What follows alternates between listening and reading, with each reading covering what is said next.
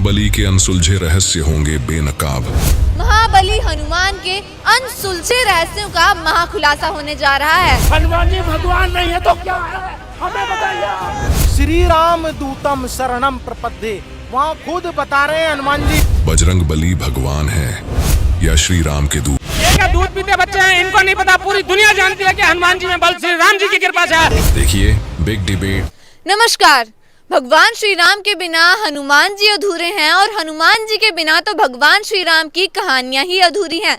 जी हाँ दर्शकों, आपने भी ये लाइन जरूर सुनी होगी, दुनिया चले ना श्री राम के बिना और श्री राम जी चले ना हनुमान के बिना। तो इसी सिलसिले पर आज महाबली हनुमान के अनसुलझे रहस्यों का महाखुलासा होने जा रहा है। तो चलिए शुरू करते हैं आज का अपना ये विशेष कार्यक्रम, जहां एक और तो हमारे साथ हैं महाबली हनुमान के भक्त, तो वहीं दूसरी ओर हमारे साथ हैं संत रामपाल महाराज के समर्थक।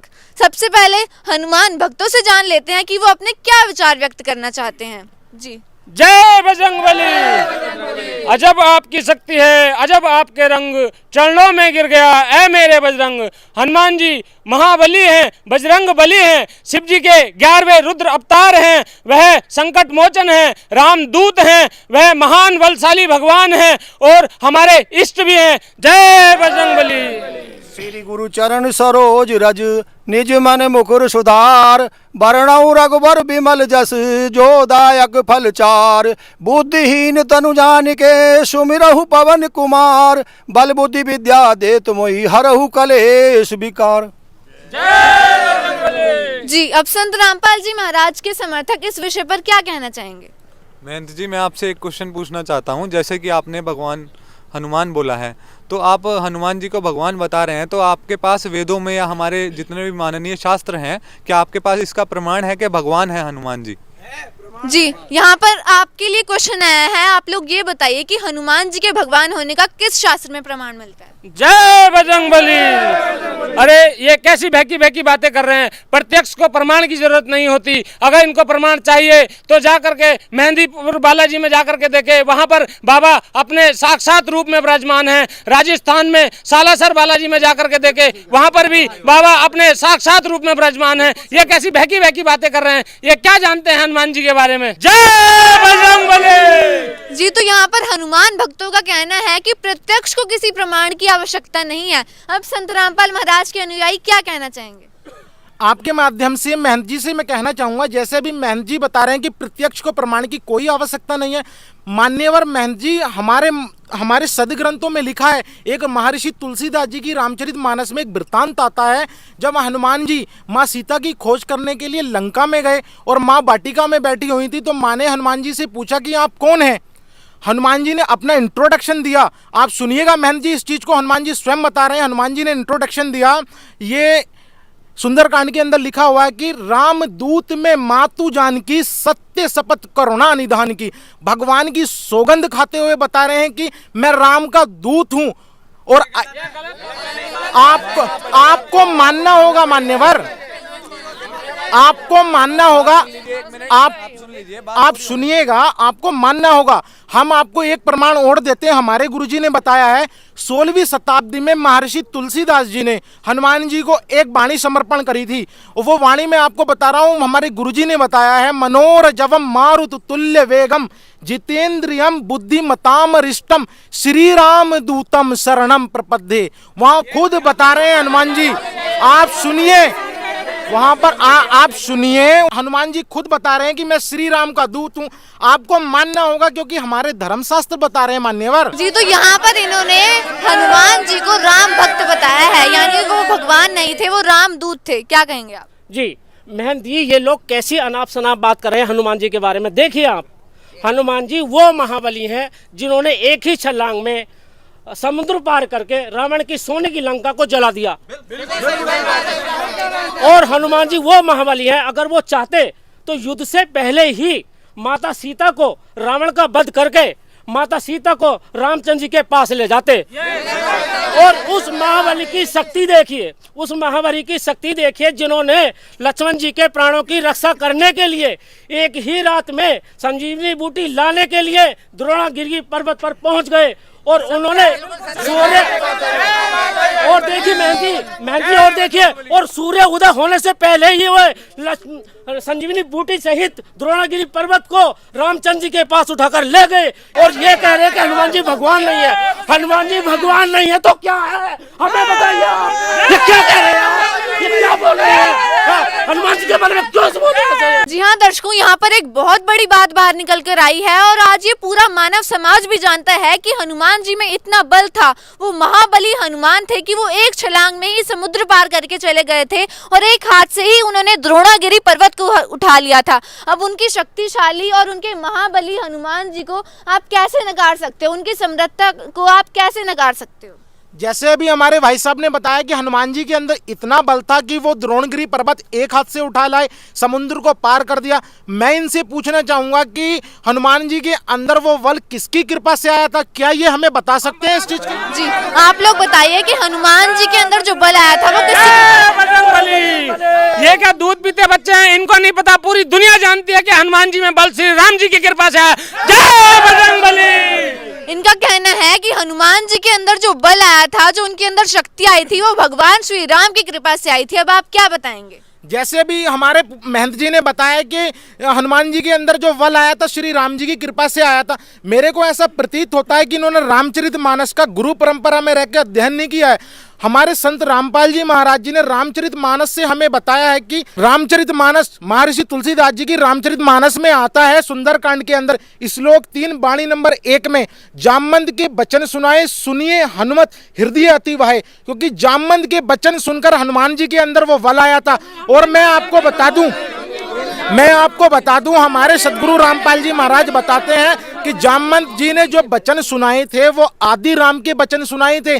आदि राम की कृपा से हनुमान जी के अंदर बल आया था। जी इनका कहना है कि हनुमान जी के अंदर जो बल आया था वो आदि राम की कृपा से आया था। क्या बताएंगे आप? जय बजरंगबली। अरे ये क्या हमको दूध पीता बच्चा समझते हैं? हमने बचपन से रामचरितमानस पढ़ा है, हमने तो आज तक कहीं ऐसा नहीं पढ़ा। अगर ये उसमें लिखा है तो ये हमको प्रमाण दें, प्रमाण दें। जी दर्शकों, यहाँ पर बहुत बढ़िया बात ये रहेगी कि हमारे पास पवित्र रामचरितमानस विद्यमान है, तो यहाँ पर ये सबसे सही रहेगा कि हम पवित्र रामचरितमानस में से ही देख लेते हैं। तो दर्शकों अभी यहाँ पर संत रामपाल महाराज जी के समर्थक प्रमाण दिखाने जा रहे हैं। पवित्र रामचरितमानस यहाँ पर रखी है, तो अभी प्रमाण दिखाइए कि ऐसा कहाँ लिखा है? दिखाइए प्रमाण कहाँ है? प्रमाण दिखाइए। हम प्रमाण देखेंगे। जी सर, आप प्रमाण दिखाइए कि पवित्र रामचरितमानस में ऐसा कहाँ पर लिखा है? हमारे सदगुरु रामपाल जी महाराज जी ने जो हमें प्रमाण दिखाए हैं, हम आपको प्रमाण दिखा सकते हैं। आप देखिए, ये रामचरितमानस महर्षि तुलसीदास जी द्वारा रचित है। इसके टीकाकार हनुमान प्रसाद पोदार हैं। ये गीता प्रेस गोरखपुर से प्रकाशित है। ये सुंदरकांड है, पंचम सोपान सुंदरकांड के 3 श्लोक की पहली चौपाई, जामवंत के वचन सुहाए सुनिए हनुमत हृदय अति वाहे। जामवंत के वचन सुन के हनुमान जी के हृदय में बल आया था। वो कौन से वचन थे? वो वचन आपको किष्किंधा कांड में देखने को मिलेंगे। हमारे संत रामपाल जी महाराज जी ने हमें बताया, ये तत्व ज्ञान है। जामवंत अंगद दुख देख ही कहीं कथा उपदेश विशेष ही, राम तात कहूँ नर जनी मानहूँ निर्गुण ब्रह्म अजीत अज जानहूँ। जामवंत अंगद का दुख देखकर विशेष उपदेश की कथा कही। हे तात, श्री राम जी को, यहाँ पर राम लिखा है, अनुवादकर्ता ने श्री राम जी कर दिया है। श्री राम जी को मनुष्य ना माने, उन्हें निर्गुण ब्रह्म अजय और आजन्मा समझे। आप देखिए, श्री राम जी के विषय में ये बात चल रही होती तो दशरथ पुत्र माँ कौशल्या के गर्भ से उनका जन्म हुआ था, वो आजन्मा नहीं है। आजन्मा परमात्मा तो कोई और है। आप देखिए, हम सब सेवक अति बड़भागी सतत सगुण ब्रह्म अनुरागी। हम सब सेवक अत्यंत बड़भागी हैं जो निरंतर सरगुण ब्रह्म में प्रीत रखते हैं। यहाँ आजन्मा भगवान की बात हुई है। आजन्मा भगवान वो कोई और है। मैं आपको आगे बताता हूँ ये आजन्मा भगवान कौन है। हमारे संत रामपाल जी महाराज जी ने बताया। पंडित जी आप देखिए, महंत जी, ये किष्किंधा कांड है। किष्किंधा कांड में यहाँ देखिए, जामवंत कहने लगे कि अब मैं बूढ़ा हो गया हूँ, शरीर में पहले वाला बल लेश भी नहीं रहा है। जब खरी के शत्रु बामन बने थे तब मैं जवान था और मुझ में बड़ा बल था। बलि के बांधते समय प्रभु इतने बड़े थे कि उनके शरीर का वर्णन नहीं हो सकता, किंतु मैंने 2 ही घड़ी में 7 परिक्रमा कर दी थी। यहाँ वामन भगवान के विषय में जिक्र हो रहा है। वामन बलि के यज्ञ में आए थे, क्योंकि बलि ने जब यज्ञ रचा था तो वामन होके उतरे थे। देखिए बहन जी, यहाँ वामन जी के विषय में जिक्र चल रहा है। वामन जी जो थे वो पूर्ण परमात्मा कबीर साहब थे, क्योंकि भगवान का विधान है जहाँ जहाँ धर्म होता है वहाँ भगवान साक्षात रूप में प्रकट होते हैं। पंचम वेद की एक वाणी है, मैं आपको बताना चाहूँगा। हमारे गुरुजी ने बताया, बलि को यज्ञ रची अस्मेघ वामन होकर आय उमेद, 3 पेड़ जग दिया दान, वामन को बलि चले निदान। क्योंकि भगवान साक्षात रूप में प्रकट होके बलि ने जो यज्ञ रचाया था उस यज्ञ में दान लेने के लिए वामन का रूप धर कर आए थे परमात्मा। आप देख सकते हैं, ये सुंदरकांड है रामचरितमानस के अंदर सुंदरकांड। इसी के अंदर एक वृत्तांत आता है, जब हनुमान जी रावण की लंका में प्रवेश करे और वो उसकी वाटिका को उजाड़ दिया, तब रावण के सैनिकों ने हनुमान जी को बंदी बनाकर जब दरबार में पेश किया गया तो रावण हनुमान जी को भय दिखा रहा था। उसी बीच हनुमान जी ने उस परम अक्षर ब्रह्म पूर्ण परमात्मा के विषय में बताया, हे रावण सुन, जिनका बल पाकर माया संपूर्ण ब्रह्मांड के समूहों की रचना करती है, ब्रह्मांडों के समूह की रचना करती है, जिनके बल से हे दशाशीष ब्रह्मा विष्णु महेश सृष्टि का सर्जन पालन और संहार करते हैं, जिनके बल से सहस्त्रमुख वाले शेष जी पर्वत और वन सहित समस्त ब्रह्मांडों को सिर पर धारण करते हैं। यहाँ देखिए हनुमान जी उस पूर्ण परमात्मा के विषय में पूर्ण परमात्मा का भय दिखा रहे हैं रावण को। देखिए यहाँ ब्रह्मा विष्णु महेश लिखा है, आप ध्यानपूर्वक देखिए। यहाँ श्री राम जी के विषय में जिक्र नहीं चल रहा, क्योंकि भगवान श्री राम विष्णु के अवतार थे। यहाँ विष्णु साफ साफ लिखा है, ब्रह्मा विष्णु महेश, ये उस पूर्ण परमात्मा का वह दिखा रहे हैं, उस दशानंद को आप देख सकते हैं। एक प्रमाण और हमारे सदगुरु संत रामपाल जी महाराज जी ने हमें दिखाया है। रामचरितमानस के अंदर एक वालकांड आता है, वालकांड रामचरितमानस में एक प्रकरण है, आप देखिए। जो परमेश्वर एक है, जिनके कोई इच्छा नहीं है, जो आजन्मा सच्चिदानंद परम धाम है, जो सब में व्यापक एवं विश्व रूप है, उन्हीं भगवान ने दिव्य शरीर धारण करके नाना प्रकार की लीला करी है।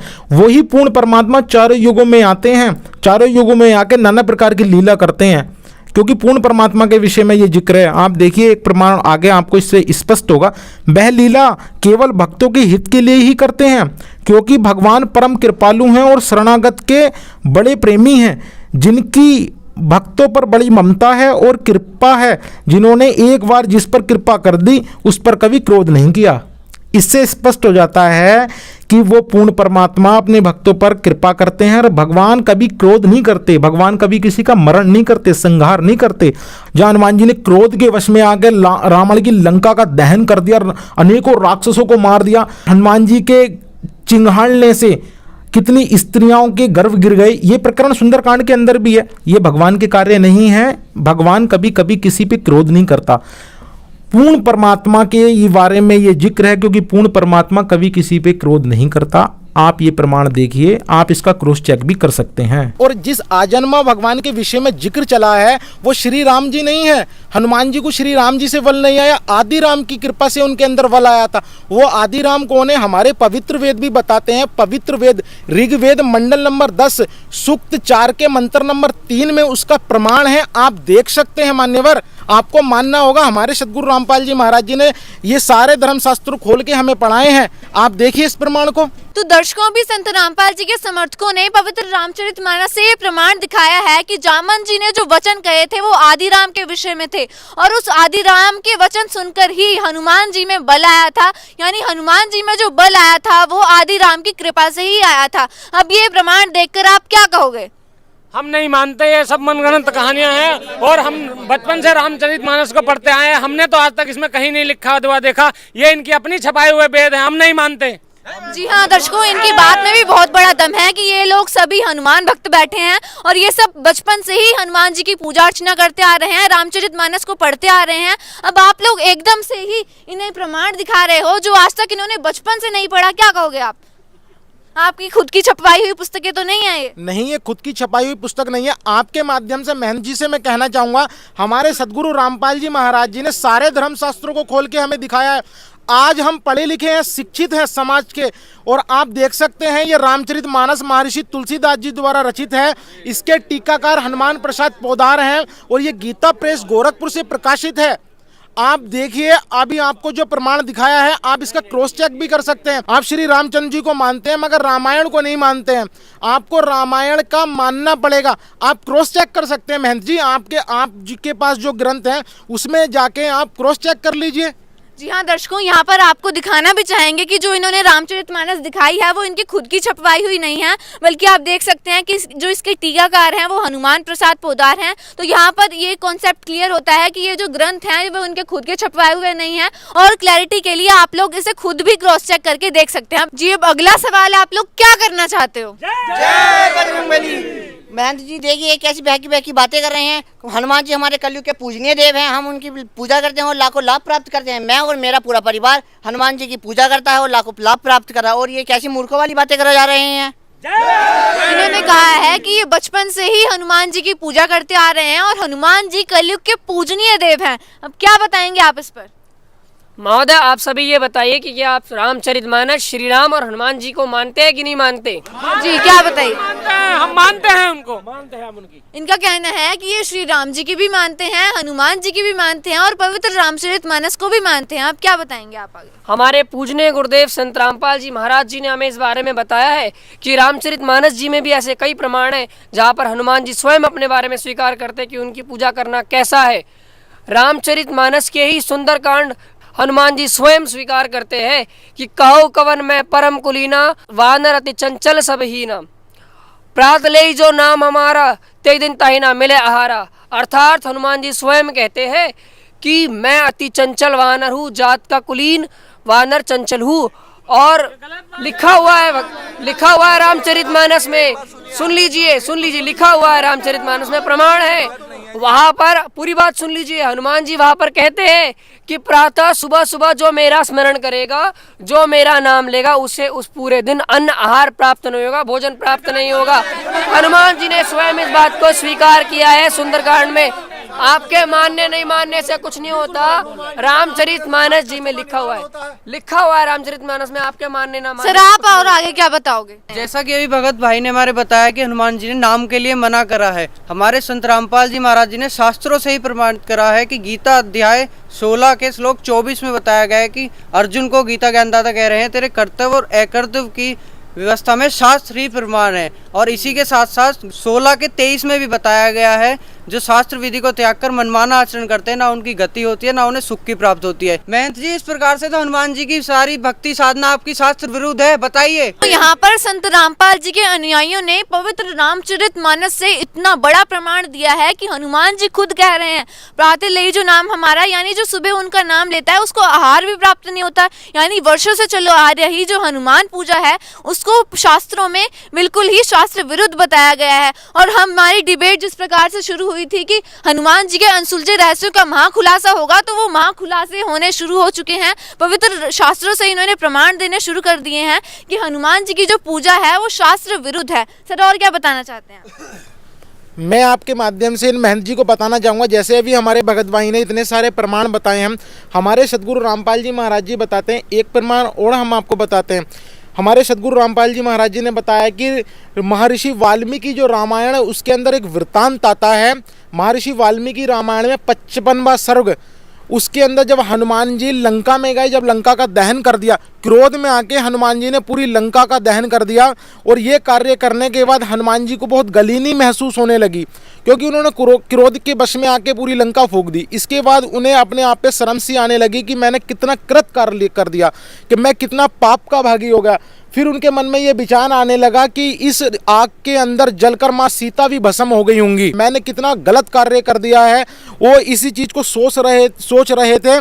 फिर एक महर्षि आते हैं, महर्षि ने उनसे पूछा कि हनुमान जी आपने कैसा कार्य करा? तो हाँ, हनुमान जी ने कहा हाँ ऋषिवर मेरे से बहुत गलत कार्य हो गया। फिर ऋषि जी ने कहा कि हाँ भगवान की कृपा से माँ सीता जिंदा है। आप हनुमान जी को त्रिकालदर्शी भगवान बता रहे हैं, क्या भगवान के ऐसे कार्य होंगे वो किसी को नष्ट कर सकते हैं? हनुमान जी ने पूरी लंका का दहन कर दिया, ये भगवान के कार्य नहीं है। भगवान होते हनुमान जी तो उन्हें ये भी नहीं पता कि सीता जिंदा है या जल गई। मान्यवर थोड़ा विचार कीजिए, बुद्धि है आपके पास, इस बुद्धि का यूज कीजिए। जी हाँ दर्शकों, यहाँ पर संत रामपाल जी के अनुयायियों ने एक और प्रमाण दिया है और इन्होंने शास्त्रों से प्रमाण देके बताया है कि हनुमान जी भगवान नहीं है, उनकी पूजा व्यर्थ है। और आप लोग क्या पूछना चाहते हो? जय बजरंगबली। ऐसी बातें जिसका ना कोई सर है और ना पैर हमने पहली बार सुनी है।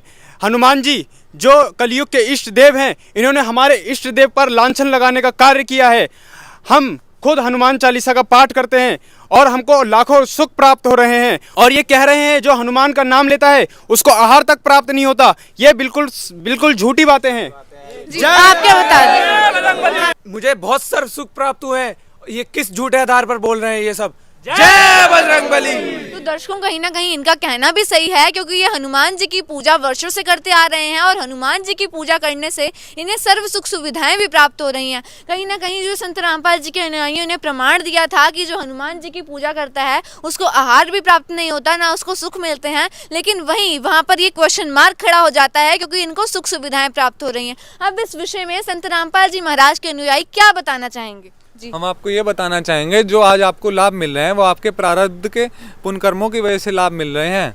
अगर वो आपके पुण्य कर्म खत्म हो जाएंगे तो आपको लाभ मिलने बंद हो जाएंगे। जैसे कि इन्वर्टर की बैटरी जितना चार्ज होती है उतनी ही आउटपुट देती है, लेकिन अगर वो उसके चार्ज खत्म हो जाता है, मतलब आपके आज जितने भी पुण्य कर्म पुराने पिछले जन्मों के हैं अगर ख़त्म हो जाएंगे तो आपको आगे मिलने वाले लाभ जो हैं, जो सुख हैं, वो नहीं मिलेंगे। इसलिए आपको तत्वदर्शी संत की शरण में आकर उससे नाम दीक्षा लेकर भक्ति करनी पड़ेगी। तो दर्शकों यहाँ पर इनकी तरफ से ये बात स्पष्ट होती है कि जो सर्व सुख सुविधाएं इन्हें मिल रही हैं वो पिछले जन्म के संस्कारों के कारण है, और फ्यूचर में सुख प्राप्त करने के लिए तत्वदर्शी संत की शरण ग्रहण करनी होगी। जी, ये हिंदू विरोधी हैं, ये गलत बोल रहे हैं। इनकी बात का कोई निराधार नहीं है, ये किसी आधार से नहीं बोल रहे हैं। जय बजरंग। आप देख सकते हैं कितना आक्रोश यहाँ पर हनुमान भक्तों के अंदर देखने को मिल रहा है। इन दोनों की विचारधाराएं बहुत ही अलग अलग यहाँ पर सामने आ रही हैं। अब और जानते हैं कि इनके अंदर से क्या प्रश्न निकल कर आते हैं। जी सर, क्या बोलेंगे? मैं हनुमान जी का नित्य दिन मंत्र जाप करता हूँ, ओम हंता हनुमंता नमः, और उनका अष्टक पाठ करता हूँ। क्या मुक्तापुर बातें कर रहे हैं? यहाँ पर मंत्र जाप के बारे में इन्होंने कहा है कि ये नित्य ही हनुमान जी के मंत्रों का जाप करते हैं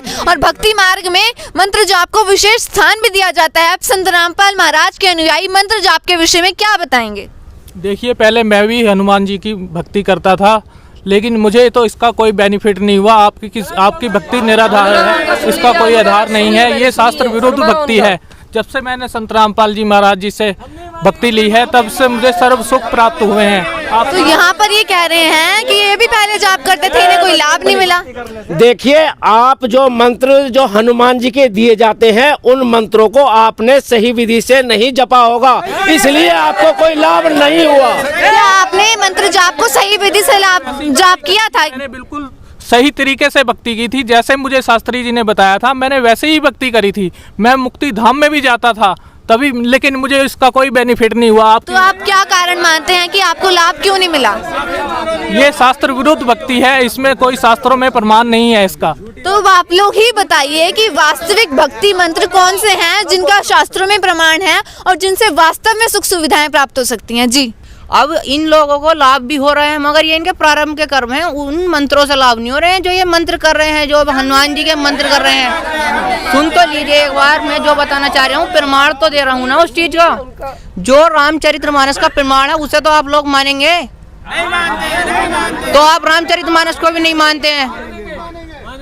रामचरितमानस में जो प्रमाण है चौपाई नंबर 143 बालकांड में, उसमें 12 अक्षर मंत्रों का जिक्र है। जो सतयुग में मनु और शत्रुपा जी उन मंत्रों का जाप करते थे, और प्रेजेंट के टाइम में संत रामपाल जी महाराज हमारे गुरुदेव हमें उन्हीं मंत्रों का जाप देते हैं, जो कि हमें पूरे मोक्ष के पूरे लाभ देते हैं, पूरा मोक्ष होगा हमारा। क्या बताएंगे 12 अक्षर मंत्रों के बारे में? ये बिल्कुल सफ़ेद झूठ बोल रहे हैं और कोरी बकवास कर रहे हैं। ऐसी बातें हमने ना आज दिन तक सुनी है और ना ही हमने किसी कहीं पर देखी है। रामचरितमानस में 12 अक्षर मंत्र ओम नमो भगवते वासुदेवाय बताया गया है, जिसका हम सभी जाप करते हैं और हमको उसका लाभ प्राप्त होता है। ओम नमो भगवते वासुदेवाय नमः जाप करने से लोगों के बिगड़े काम बनते। कैसी बातें कर रहे हो? इनका कहना है जो हनुमान जी के भक्त हैं वो नित्य ही ओम नमः भगवते वासुदेवाय का जाप करते हैं, यही इनके लिए 12 अक्षर मंत्र है। अब आप क्या बताएंगे असली 12 अक्षर मंत्र कौन सा है जो रामचरितमानस में प्रमाण मिलता है? देखिए, वास्तव में द्वादश अक्षर मंत्र कुछ और ही है। आदरणीय महानुभवों, मैं आपको बताना चाहूँगा, केवल शोर मचाने से कुछ नहीं होता। आप वास्तव में रामचरितमानस को पढ़िए। रामचरितमानस के जिस दोहे की बात मेरे भाई ने कही है, वहाँ पर द्वादश अक्षर मंत्र की बात कही गई है और मूल पाठ में कहा गया है कि द्वादश अक्षर मंत्र पुनि जपौ दंपति अनुराग, अर्थात वहाँ पर मूल पाठ में ओम भगवते वासुदेवाय नहीं लिखा हुआ है। वहाँ नहीं लिखा हुआ है। आप मूल पाठ पढ़िए, आप मूल पाठ पढ़िए, सच है, आप मूल पाठ में पढ़िए, कहीं पर नहीं लिखा हुआ है। अगर हम आप ही के दृष्टिकोण से चले तो वहाँ पर उस द्वादश अक्षर मंत्र के अनुसार तो ओम गण गणपते भी द्वादश अक्षर मंत्र है, ओम नमः शिवाय भी द्वादश अक्षर मंत्र है, और न जाने ऐसे कितने मंत्र बन जाएंगे द्वादश अक्षर मंत्र के नाम पर। लेकिन वास्तव में जो द्वादशाक्षर मंत्र है वो वह मंत्र है जो अभी वर्तमान में हमारे जगतगुरु तत्वदर्शी संत रामपाल जी महाराज जी हमें दीक्षा में देते हैं। वही वास्तविक द्वादशाक्षर मंत्र है जिसको जाप करने से हमें सर्व सुख सुविधाएं प्राप्त होती है। दर्शकों, जिस प्रकार कबीर परमेश्वर जी ने ब्रह्मा, विष्णु, शिव, गणेश तथा दुर्गा जी को जो आदि सनातनी भक्ति दी थी, वही आदि सनातनी भक्ति सतयुग में मनु और सतरूपा को भी दी थी। मनु और सतरूपा दोनों सत सुकृत रूप में सतयुग में प्रकट कबीर परमात्मा से दीक्षा लेकर आदि सनातनी पूजा करते थे। गीता जी में भी यही प्रमाण है, जिसमें लिखा है कि ओम तत् सत इति निर्देशः ब्राह्मण त्रिविधः स्मृतः ब्रह्मणा तेन वेदा च यज्ञा च विहिता पुरा। भावार्थ है कि सृष्टि अर्थात सतयुग के आदिकाल में ब्राह्मण ऋषि जन ओम तत् सत मंत्रों का जाप करते थे, जो कि सच्चिदानंद घन ब्रह्म के नाम कहे जाते हैं। काल ब्रह्म ने बाद में मनु और सतरूपा को चारों वेदों वाला ज्ञान प्रदान किया और ओम नाम जाप करने का विधान बताया। काल ब्रह्म से भ्रमित होकर मनु और सतरूपा ने सत सुकृत रूप में आए कबीर देव के ज्ञान को मानने से इनकार कर दिया और उनको वामदेव कहने लगे। इसकी पूर्ण जानकारी संपूर्ण सृष्टि रचना वीडियो में विस्तार से बताई गई है, जिसका लिंक डिस्क्रिप्शन बॉक्स में दिया गया है। आइए आपको सबसे पहले वो प्रमाण दिखाते हैं जिसमें ये स्पष्ट हो जाएगा कि मनु और सतरूपा सत सुकृत रूप में आए कबीर परमात्मा से प्राप्त आदि सनातनी भक्ति के मंत्र जाप करते थे।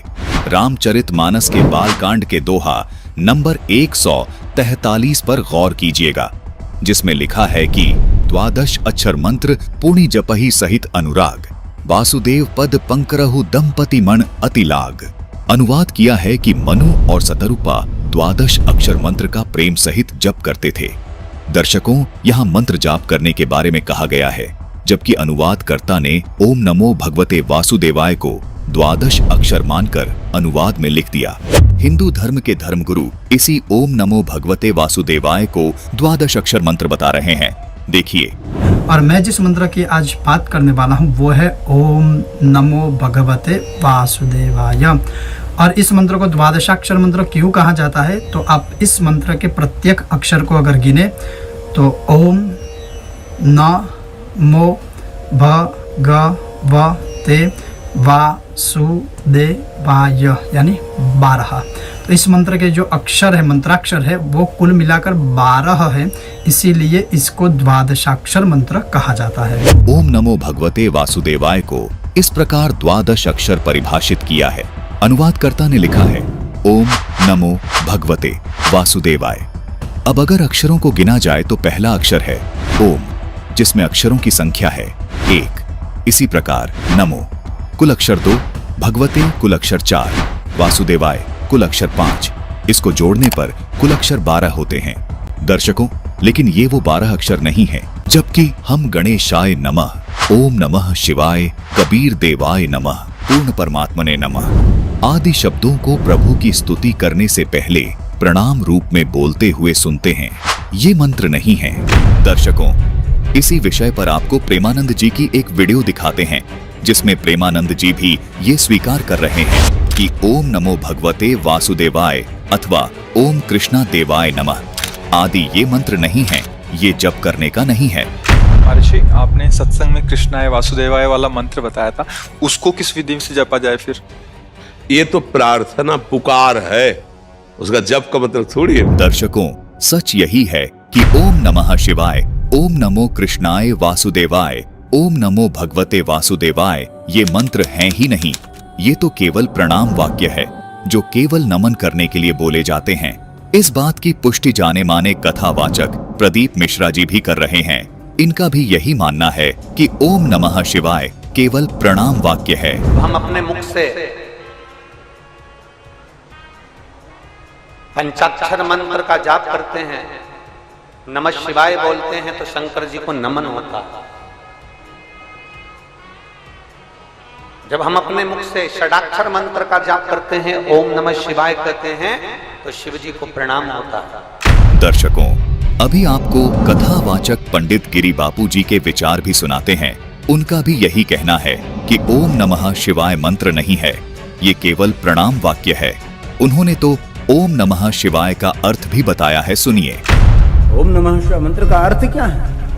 ओम का अर्थ है समस्त ब्रह्मांड, अनंत कोटि ब्रह्मांड। नमः का अर्थ है नमस्कार। शिव का अर्थ है कल्याण। शिवाय का अर्थ है शिव और शिवा। हे भगवान शिव और शिवा, नमस्कार करते हम, पूरे ब्रह्मांड का आप कल्याण करो, ऐसा अर्थ इस मंत्र का है। ओम नमः शिवाय कोई मंत्र नहीं है, ये तो सिर्फ प्रार्थना है, प्रणाम रूप में बोले जाने वाला एक वाक्य मात्र है, जैसा कि इन कथावाचकों व धर्म गुरुओं ने खुद भी इस बात को अपने प्रवचनों में स्वीकार किया है।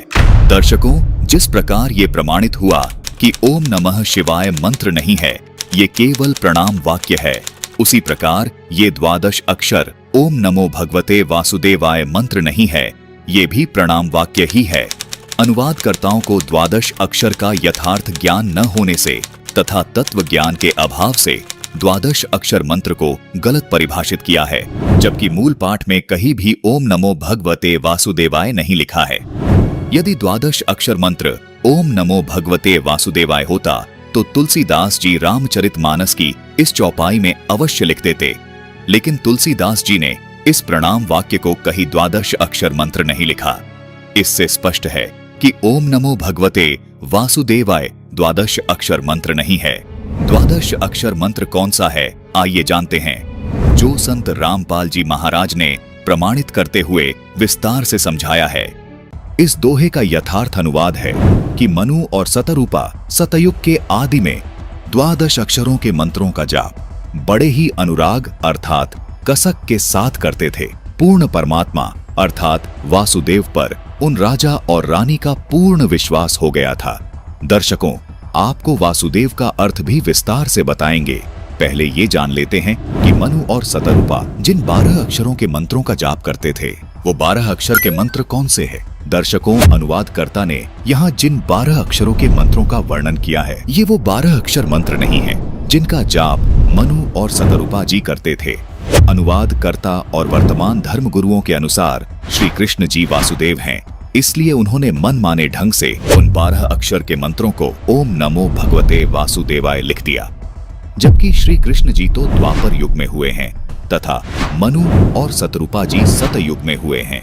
आइए आपको विस्तार से बताते हैं वो 12 अक्षर मंत्र अर्थात वो 12 अक्षर मंत्र कौन से हैं जिनका जाप मनु और सतरूपा जी करते थे। दर्शकों, पहले आपको हिंदू धर्म के 2 शीर्ष शंकराचार्यों के विचार सुनाते हैं, जिनमें एक हैं श्री निश्चलानंद जी और दूसरे हैं श्री माधवाचार्य जी। आइए पहले श्री निश्चलानंद जी के विचार सुनते हैं। एक ही परमात्मा सृष्टि के प्रारंभ में स्वयं को 5 रूपों में व्यक्त करते हैं। उत्पत्ति नामक कृत्य का निर्वाह करने के लिए स्वयं को हिरण्यगर्भ ब्रह्मा बना देते हैं, या हिरण्यगर्भ ब्रह्मा के रूप में व्यक्त होते हैं। स्थिति नामक कृत्य का पालन, रक्षण नामक कृत्य का निर्वाह करने के लिए वे विष्णु के रूप में, श्रीमन नारायण के रूप में स्वयं को प्रकट करते हैं। संहार नामक कृत्य का निर्वाह करने के लिए शिव के रूप में प्रकट करते हैं। निग्रह नामक कृत्य का निर्वाह करने के लिए, कृत्य माने कार्य, शक्ति के रूप में स्वयं को व्यक्त करते हैं। अनुग्रह नामक कृत्य का निर्वाह करने के लिए गणपति या गणेश के रूप में स्वयं को प्रकट करते हैं। श्री निश्चलानंद जी ने बताया है कि काल ब्रह्म के लोक में इन मुख्य 5 देवी देवताओं ने काल ब्रह्म की सारी व्यवस्थाओं को संभाला हुआ है। ये 5 देवता मुख्य तौर पर हिंदू धर्म में पूजे जाते हैं। आइए अब आपको शंकराचार्य माधवाचार्य जी के भी विचार सुनाते हैं, जिसमें वे भी स्वीकार कर रहे हैं कि हिंदू धर्म में मुख्य तौर पर इन पंचदेव की भक्ति होती है। सुनिए माधवाचार्य जी के विचार। आप जी का इष्ट देव कौन है? इष्ट देव तो कोई भी हो सकता है। हम सभी हम तो पंच देव उपासना करते हैं, 5 देवता होते हैं। तो दर्शकों, देखा आपने, दोनों ही शंकराचार्यों जी ने ये बताया है कि हिंदू धर्म में इन पंच देवों की भक्ति का प्रावधान है। वे पंच देवता इस प्रकार हैं: ब्रह्मा जी, विष्णु जी, शिव जी, देवी दुर्गा जी और गणेश जी। दर्शकों, शंकराचार्य जी बिल्कुल सही बता रहे हैं कि ये पंचदेव काल ब्रह्म के लोक की व्यवस्था को संभालते हैं। ये देवता प्रत्येक मनुष्य के शरीर में बने कमलों में विराजमान रहते हैं। इसलिए भक्ति साधना में इन पंचदेव का विशेष स्थान है। दर्शकों, अब आपको इन देवी देवताओं की यथार्थ स्थिति के बारे में बताते हैं। विडंबना है कि कुछ धर्म गुरु तो इन देवी देवताओं के अस्तित्व को ही नहीं मानते और कुछ धर्म गुरु इन देवी देवताओं को ही फाइनल गॉड अर्थात पूर्ण परमात्मा माने बैठे हैं। संत रामपाल जी महाराज ने इन देवी देवताओं की स्थिति को बिल्कुल प्रमाणित और सही बताया है। दर्शकों, आज तक हमारे धर्म गुरुओं ने हमें यही बताया था कि भगवान श्री कृष्ण उर्फ विष्णु जी, ब्रह्मा जी, शिव जी से ऊपर कोई भगवान नहीं है। वो अखिल ब्रह्मांड के स्वामी है। दर्शकों, पहली बात तो ये है कि ब्रह्मा, विष्णु और महेश ये अखिल ब्रह्मांड के स्वामी नहीं है, न ही 3 लोक के स्वामी है, बल्कि 3 लोकों में एक विभाग के अधिकारी हैं। ये सब आप अच्छे से जानते ही हैं कि रजगुण विभाग के ब्रह्मा जी, सतगुण विभाग के विष्णु जी और तम गुण विभाग के शिव जी अधिकारी हैं। जैसे एक राज्य में एक मुख्यमंत्री होता है तथा अन्य मंत्री भी होते हैं। मान लीजिए कि एक राज्य में 23 जिले हैं। उन सब जिलों के ऊपर अलग अलग विभागों का एक मंत्री भी होता है। दर्शकों, वो मंत्री उस पूरे राज्य में एक विभाग का मंत्री होता है। उस मंत्री को पूरे राज्य का स्वामी नहीं कह सकते। इसी प्रकार इस ब्रह्मांड रूपी राज्य में 14 लोक अर्थात जिले जानो, और उन 14 जिलों में से इन 3 जिलों में यानी 3 लोकों स्वर्ग लोक, पाताल लोक और पृथ्वी लोक में एक विभाग के मालिक हैं ब्रह्मा, विष्णु, महेश। यानी इन 3 लोकों में ब्रह्मा जी का विभाग है रजोगुण, जिससे जीवों की उत्पत्ति होती है। विष्णु जी का विभाग है सतोगुण, जिससे जीवों का पालन पोषण होता है। और शिव का विभाग है तमोगुण, जिससे जीवों का संहार होता है। इन तीनों देवताओं के पिता, जिसको ब्रह्म कहते हैं, जो क्षर पुरुष है, उसको इस ब्रह्मांड का यानी इस राज्य का मुख्यमंत्री जानो। दर्शकों, ये ब्रह्म क्षर पुरुष यानी मुख्यमंत्री अपने पास इनमें से कोई भी विभाग कभी भी रख लेता है। अर्थात ये सभी विभाग इसी ब्रह्म के अंतर्गत आते हैं, क्योंकि ये ब्रह्मांड यानी प्रांत का भी मालिक होता है। इसी प्रकार ये ब्रह्म इन तीनों देवताओं के ऊपर स्वामी है। इसीलिए ये काल ब्रह्म क्षर पुरुष इन तीनों देवताओं का रूप बनाकर इस ब्रह्मांड की व्यवस्था को भी संभालता है। यही काल ब्रह्म कभी विष्णु का रूप बनाकर, तो कभी शिव का रूप बनाकर, कभी ब्रह्मा का रूप बनाकर इस ब्रह्मांड में मौजूद 14 लोकों की व्यवस्थाएं संभालता है। जबकि ब्रह्मा, विष्णु, महेश केवल तीनों लोकों में एक विभाग की व्यवस्था संभालते हैं। हमारे धर्म गुरु गलतफहमी के कारण विष्णु जी को सर्वेस्वा मानकर ये धारणा बनाकर बैठे थे कि विष्णु ही शिव बन जाता है, विष्णु ही ब्रह्मा बन जाता है। कभी शिव के बारे में ये धारणा बना लेते थे कि शिव ही ब्रह्मा बन जाता है, शिव ही विष्णु बन जाता है। कहते थे कि ये तीनों देवता एक ही हैं, इनमें कोई फर्क नहीं है। जबकि ये सब कलाबाजी उस काल ब्रह्म की है, जिसने प्रतिज्ञा कर रखी है कि मैं कभी किसी के सामने प्रत्यक्ष रूप से सामने नहीं आऊंगा, जिसका प्रमाण गीता अध्याय 7 के श्लोक 24 और 25 में मिलता है, जिसमें ये काल ब्रह्म खुद स्वीकार करता है और श्री कृष्ण जी में प्रवेश करके अर्जुन को बताता है कि यह बुद्धिहीन जन समुदाय मेरे अनुत्तम नियम से अपरिचित हैं कि मैं कभी भी अपने वास्तविक रूप में किसी के सामने प्रकट नहीं होता। अपनी योग माया से छुपा रहता हूँ, इसलिए मुझ अव्यक्त को मनुष्य रूप में आया हुआ अर्थात कृष्ण मानते हैं। अपने इस अनुतम नियम के कारण ही ये अपने पुत्रों का रूप बनाकर इन 14 लोकों में सब कार्य करता है। काल ब्रह्म ने अव्यक्त रहने की प्रतिज्ञा कब और क्यों की, ये तत्व ज्ञान केवल संत रामपाल जी महाराज ने ही प्रमाणित करके बताया है। कृपया संत रामपाल जी महाराज द्वारा बताई गई संपूर्ण सृष्टि रचना की इस वीडियो को अवश्य देखिए, जिसका लिंक हमने डिस्क्रिप्शन बॉक्स में दे दिया है। जैसे मुख्यमंत्री किसी विभाग के कार्य की फाइल पर जब हस्ताक्षर करते हैं, यानी किसी विभाग का कार्य खुद करने जाते हैं, तो उस समय मंत्री की हैसियत से हस्ताक्षर करते हैं, जबकि होते वो मुख्यमंत्री ही हैं, लेकिन उस समय वो उस विभाग का कार्य देख रहे होते हैं। इसी प्रकार जब इस ब्रह्म को ब्रह्मा, विष्णु या शिव के स्तर का कार्य खुद करना होता है, तो इनका रूप बनाकर वहां प्रकट हो जाता है। इसके बाद आता है अक्षर पुरुष, जिसको उप प्रधानमंत्री के समान जानो। उसके बाद आते हैं सबसे ऊपर वाले पद पर परम अक्षर ब्रह्म, उनको प्रधानमंत्री जानो। वो सब प्रांतों का स्वामी है और किसी भी राज्य के किसी भी जिले में हस्तक्षेप कर सकता है, अर्थात सब राज्यों का यानी सब लोगों पर ऑल ओवर कंट्रोलर होता है। अगर कोई एक विभाग के मंत्री को प्रधानमंत्री बताए तो ये उसकी नासमझी है।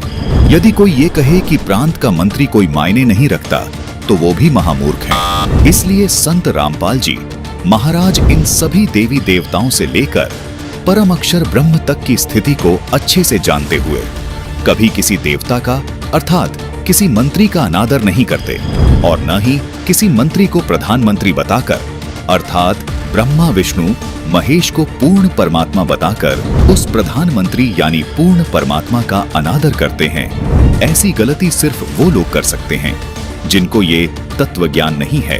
दर्शकों, आपसे पुनः निवेदन है कि इन सभी देवी देवताओं की और पूर्ण परमात्मा की संपूर्ण जानकारी प्राप्त करने के लिए डिस्क्रिप्शन बॉक्स में दिए गए लिंक पर क्लिक करके संपूर्ण सृष्टि रचना वीडियो को अवश्य देखिए। दर्शकों, आप संत रामपाल जी महाराज के प्रवचनों पर न सही, लेकिन अपने पवित्र शास्त्रों को कदापि अनदेखा नहीं कर सकते। ये सभी गूढ़ रहस्य संत रामपाल जी महाराज ने हमारे पवित्र शास्त्रों से ही बताए हैं। दर्शकों, काल ब्रह्म के लोक से निकलने के लिए तथा हर प्रकार की सुविधा प्राप्त करने के लिए इन्हीं पंच देवी देवताओं की साधना करनी होती है। दर्शकों, इनसे ये सब सुविधाएं प्राप्त करने के लिए इनकी साधना का 12 अक्षर मंत्र का जाप करना पड़ेगा। लेकिन दुर्भाग्य की बात है कि इन सभी शंकराचार्यों को तथा हिंदू धर्म के इन सभी कथावाचकों, धर्म गुरुओं और प्रचारकों को 12 अक्षर मंत्र की जानकारी नहीं है, जो इन्हीं 5 देवी देवताओं की साधना के यथार्थ मंत्र हैं। सभी शंकराचार्य तथा हिंदू धर्म के ये सभी कथावाचक, धर्म गुरु और प्रचारक इन देवी देवताओं का मूल मंत्र इस 12 अक्षर ओम नमो भगवते वासुदेवाय को माने बैठे हैं और इसी मंत्र का जाप करके मोक्ष की आस लगाए बैठे हैं। यदि सभी शंकराचार्यों तथा हिंदू धर्म के इन प्रचारकों की बात को सत्य माना जाए, तो ये मंत्र 5 देवताओं की भक्ति अर्थात साधना का नहीं हो सकता, क्योंकि ये मंत्र तो केवल वासुदेव के लिए है, जिसे सभी शंकराचार्य जी श्री कृष्ण अर्थात विष्णु जी के तौर पर मानते हैं, जबकि शंकराचार्य जी खुद ये स्वीकार कर रहे हैं कि हिंदू धर्म में मुख्य 5 देवी देवता हैं जो काल ब्रह्म की सब व्यवस्थाओं को संभालते हैं और यही पंच देवता इस लोक में सर्व सुविधाएं प्राप्त करवाते हैं। दर्शकों, इन पंचदेव साधना के यथार्थ 12 अक्षर मंत्र आपके सामने उजागर करने जा रहे हैं, जिनको वर्तमान में केवल और केवल तत्वदर्शी संत रामपाल जी महाराज ने ही दुनिया के सामने उजागर किया है। तो आइए देखते हैं मनु और शतरूपा जी इन 5 देवी देवताओं के कौन से 12 अक्षर मंत्रों का जाप करते थे। दर्शकों, मनु और शतरूपा जी सतयुग के आदि में पंचदेव के यथार्थ मंत्रों का जाप करते थे, जिन मंत्रों को संत रामपाल जी महाराज भी प्रथम दीक्षा के समय में अपने शिष्यों को देते हैं। इन 5 देवों के मंत्रों के 12 अक्षर मंत्र इस प्रकार हैं, जिनका जाप मनु और शतरूपा जी करते थे। ओम, किलिम, हरिम, श्रीम, सोहम। दर्शकों, इस प्रकार इन अक्षरों को जोड़कर देखा जाए तो कुल 12 अक्षर बनते हैं। दर्शकों, ये 12 अक्षर का एक मंत्र कहलाता है और इस एक मंत्र को साधक को प्रतिदिन 108 बार करना होता है। यही वो 12 अक्षर मंत्र है। इनका जाप मनु और सतरूपा जी करते थे। ये आदि सनातनी पूजा के प्रथम चरण के मंत्र हैं।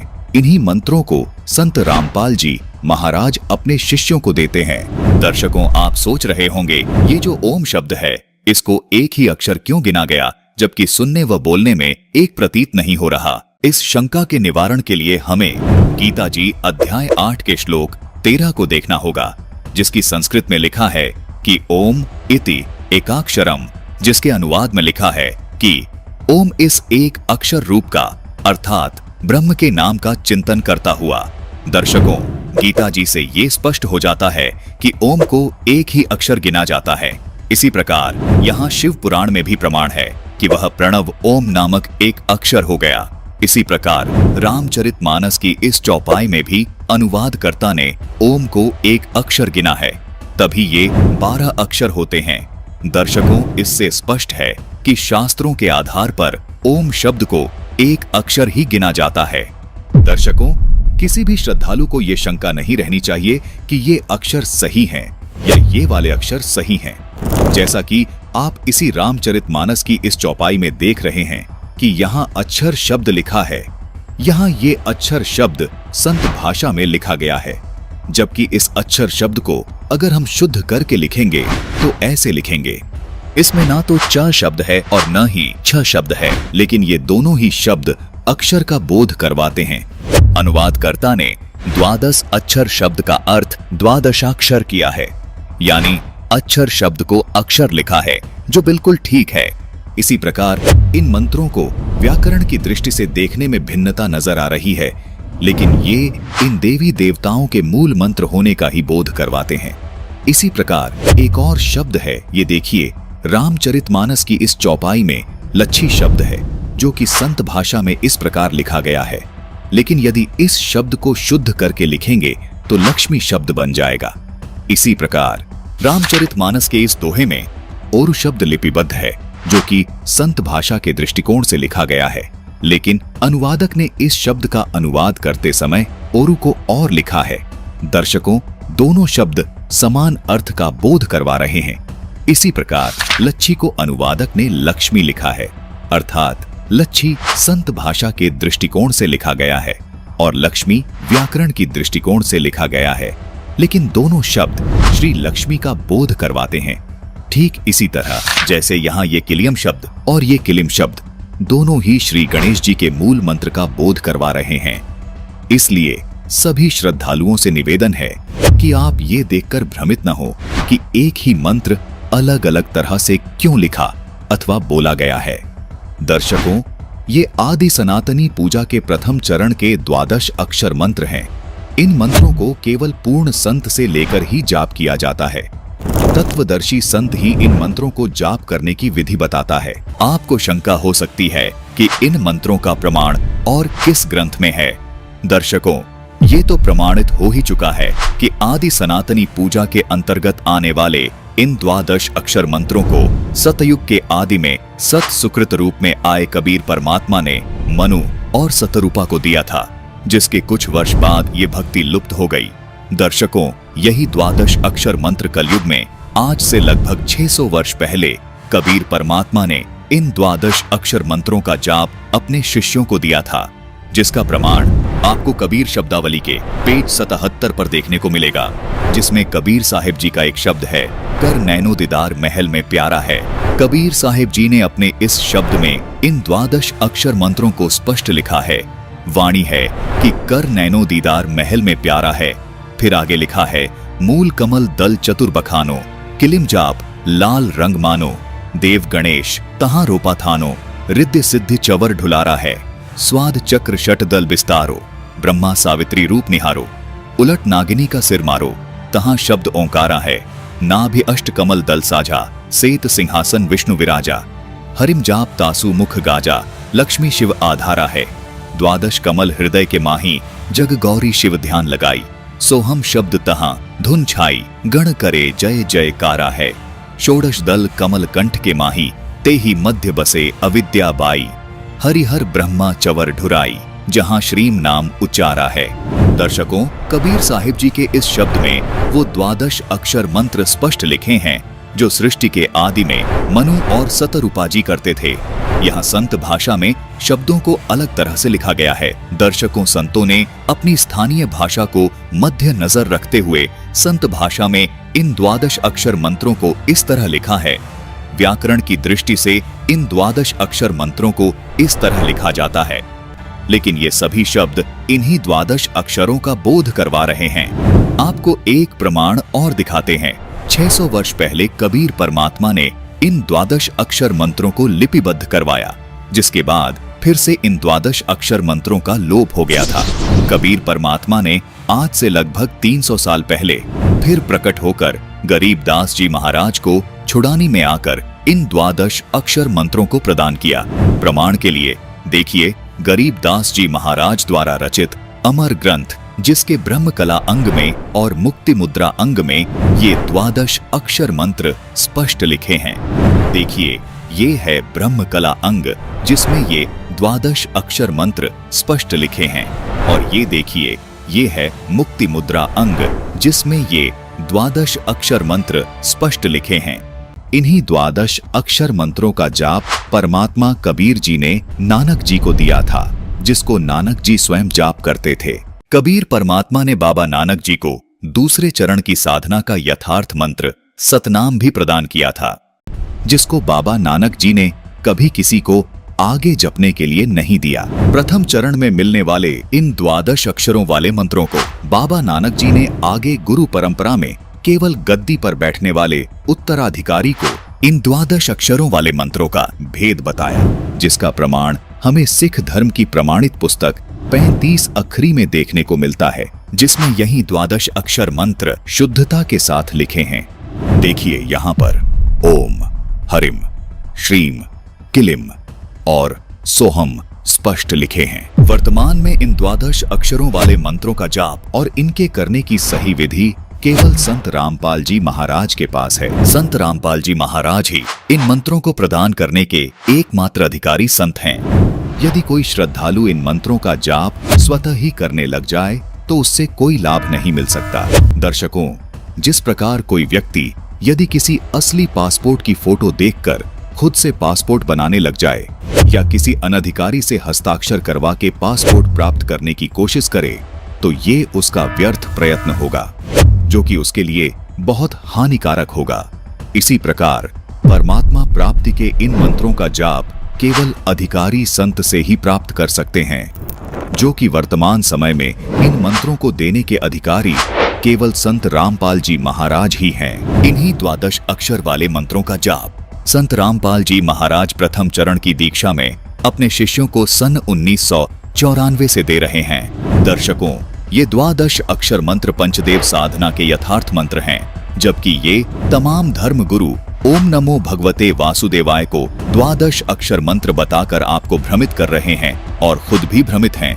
ओम नमो भगवते वासुदेवाय मंत्र श्री कृष्ण जी का यथार्थ मंत्र मानकर जप रहे हैं, जबकि खुद शंकराचार्य जी भी मानते हैं कि हिंदू धर्म में पंचदेव साधना बताई गई है। कोई धर्मगुरु केवल श्री कृष्ण जी का प्रणाम वाक्य ही बोल रहा है, कोई शिव जी का प्रणाम वाक्य ही बोल रहा है, जबकि दूसरी ओर संत रामपाल जी महाराज श्री कृष्ण जी उर्फ श्री विष्णु जी के सहित ये पंचदेव साधना की यथार्थ भक्ति बता रहे हैं। इन धर्म गुरुओं ने जीवन भर आपसे ओम नमो भगवते वासुदेवाय, ओम नमः शिवाय आदि प्रणाम वाक्य जपवाए हैं, लेकिन श्रद्धालुओं को कोई लाभ नहीं मिला। इसका कारण है कि ये यथार्थ मंत्र हैं ही नहीं। आपकी पुकार इन देवी देवताओं तक पहुंच ही नहीं रही। दर्शकों, इसको एक उदाहरण के माध्यम से समझने की कोशिश करते हैं। मान लीजिए आपको किसी मंत्री से लाभ प्राप्त करना है। अब उस मंत्री से लाभ प्राप्त करने के लिए या तो आपको उसके कार्यालय जाकर उनसे रूबरू होकर अपना कार्य करवाना होगा या आप उनसे मोबाइल पर कॉल करके अपना कार्य उनसे करवा सकते हैं। अब यदि कोई व्यक्ति उस मंत्री का खास बनकर आपको किसी साधारण व्यक्ति का नंबर दे दे या कोई गलत नंबर दे दे तो आप उस नंबर से कोई लाभ प्राप्त नहीं कर पाएंगे। आज इसी प्रकार इन धर्म गुरुओं ने इन देवताओं रूपी मंत्रियों के आपको गलत नंबर दे दिए हैं, जिसको आप जिंदगी भर डायल करते रहें लेकिन कोई लाभ नहीं मिल पाएगा। आप जब तक उनकी साधना का सही नंबर डायल नहीं करेंगे तब तक आप उनसे अपना कोई कार्य सिद्ध नहीं करवा पाएंगे। इन देवताओं के सही नंबर अर्थात वास्तविक साधना के मंत्र संत रामपाल जी महाराज के पास हैं। सभी प्रमाणित संतों ने पंचदेव साधना के इन्हीं मंत्रों का जाप किया है जो संत रामपाल जी महाराज बता रहे हैं। पंचदेव साधना के ये 12 अक्षर मंत्र विश्व कल्याण के लिए कितने महत्वपूर्ण हैं, आइए जानते हैं। भविष्यमालिका पुराण में लिखा है कि 2032 तक पूरे विश्व में सत्य सनातन धर्म प्रतिष्ठित हो जाएगा। ऐसा ही संकेत कबीर परमात्मा ने कबीर सागर में किया है कि सारा संसार सत्य भक्ति अपनाएगा और आदि सनातन धर्म पूरे विश्व में प्रतिष्ठित हो जाएगा। दर्शकों, आदि सनातनी पूजा के प्रथम चरण की ये पूजा ही विश्व में सनातन धर्म प्रतिष्ठित करने में अहम भूमिका निभाएगी। दर्शकों, आज विश्व के सभी प्राणी बेशक अलग अलग धर्मों में बटे हुए हैं। विश्व के सभी मानवों यानी स्त्री व पुरुषों के शरीर की संरचना एक जैसी है तथा इनमें बने कमल भी एक जैसे हैं। प्रत्येक साधक को परमात्मा प्राप्ति के लिए और मोक्ष प्राप्त करने के लिए इन्हीं कमलों से होकर गुजरना होता है। इन 12 अक्षर वाले मंत्र का जाप करने से ये कमल अपने आप खुल जाते हैं। हठ योग करने की कोई आवश्यकता नहीं है। जिस प्रकार ऋषिजन पहले हठ योग करके इन कमलों को खोलने का प्रयत्न करते रहे, जबकि कमलों को खोलने की आसान अवश्रेष्ठ विधि ये है जो संत रामपाल जी महाराज ने बताई है।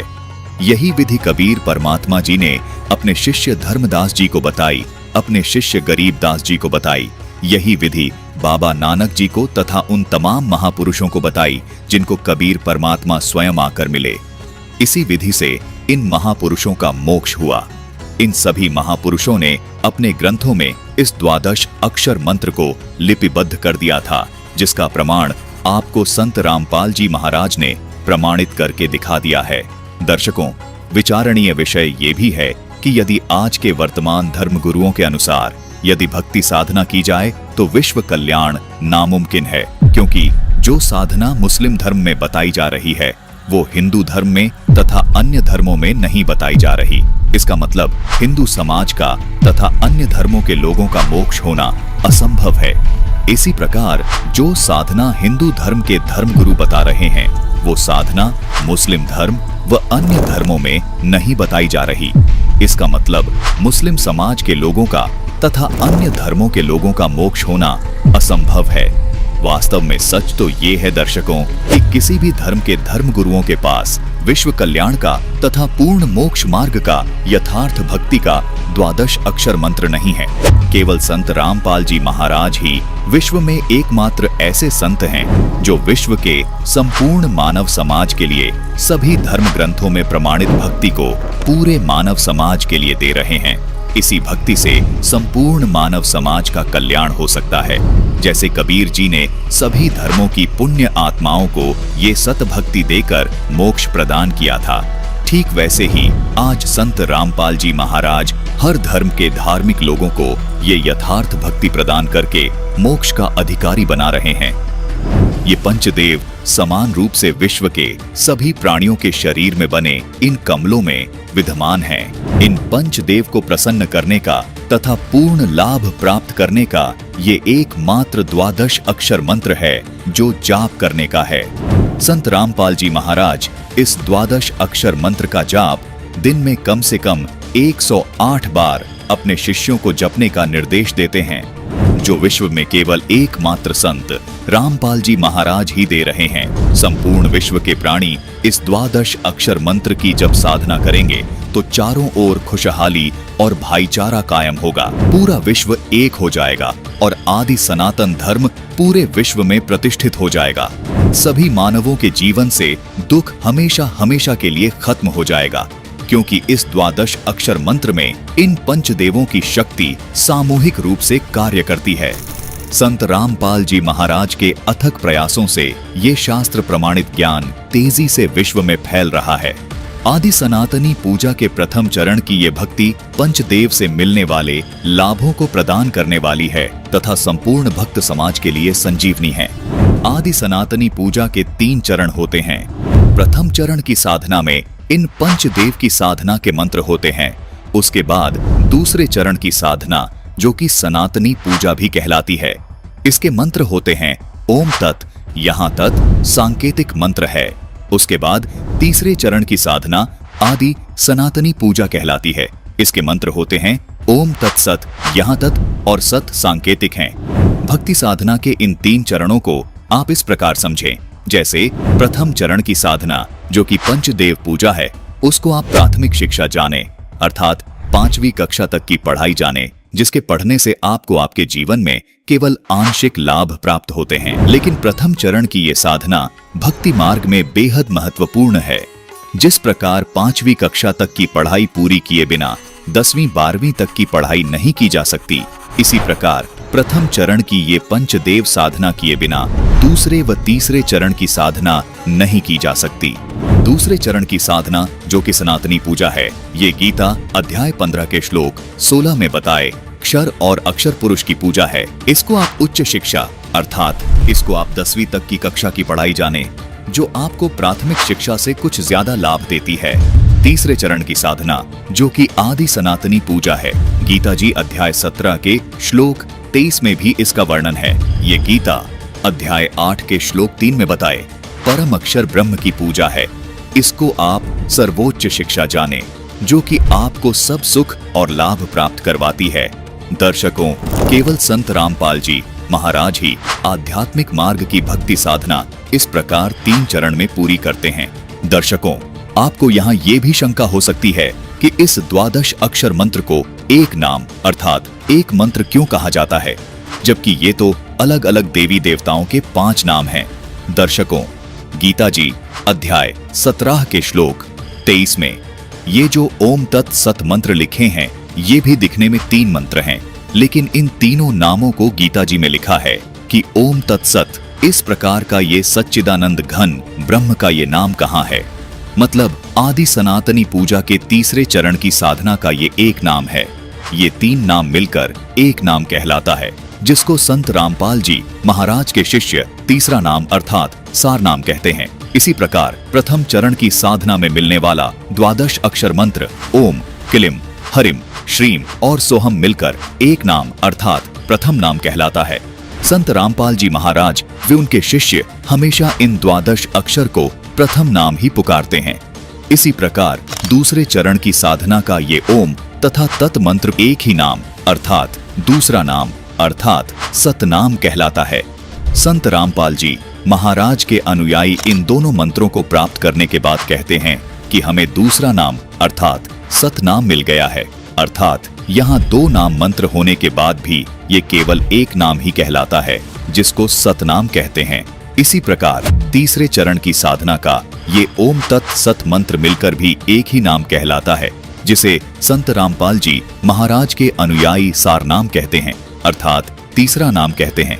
इसलिए यहाँ दर्शकों को कोई शंका नहीं होनी चाहिए कि इन द्वादश अक्षर मंत्र को एक नाम क्यों कहा है। दर्शकों, ये द्वादश अक्षर मंत्र मिलकर एक ही नाम कहलाता है। संत रामपाल जी महाराज इस प्रकार अपने शिष्यों को सनातनी पूजा के तीनों चरण की साधना का प्रथम नाम, दूसरा नाम और तीसरा नाम देते हैं। इनका कहना है कि संत रामपाल जी महाराज जी ने शास्त्रों से प्रमाणित मंत्र बताते हैं। ओम तत्सत इन्होंने कहा है जो संत रामपाल जी महाराज जी ने बताते हैं, और साथ ही द्वादश अक्षर मंत्रों का भी इन्होंने जिक्र किया है कि संत रामपाल जी महाराज जी इन्हें असली द्वादश अक्षर मंत्र देते हैं, जिसका रामचरितमानस में भी प्रमाण मिलता है। अब आप लोग बताइए, अगला सवाल आप क्या करना चाहते हो? कैसी बातें कर रहे हैं? हनुमान जी की पूजा के लिए मना करते हैं। मैं डेली हनुमान चालीसा का पाठ करता हूँ। इनका कहना है ये नित्य हनुमान चालीसा का पाठ करते हैं, और हमने भी देखा है काफी सारे स्टूडेंट्स भी हैं जो नित्य ही हनुमान चालीसा का पाठ करते हैं। हनुमान चालीसा के पाठ के बारे में आप लोग क्या बताएंगे?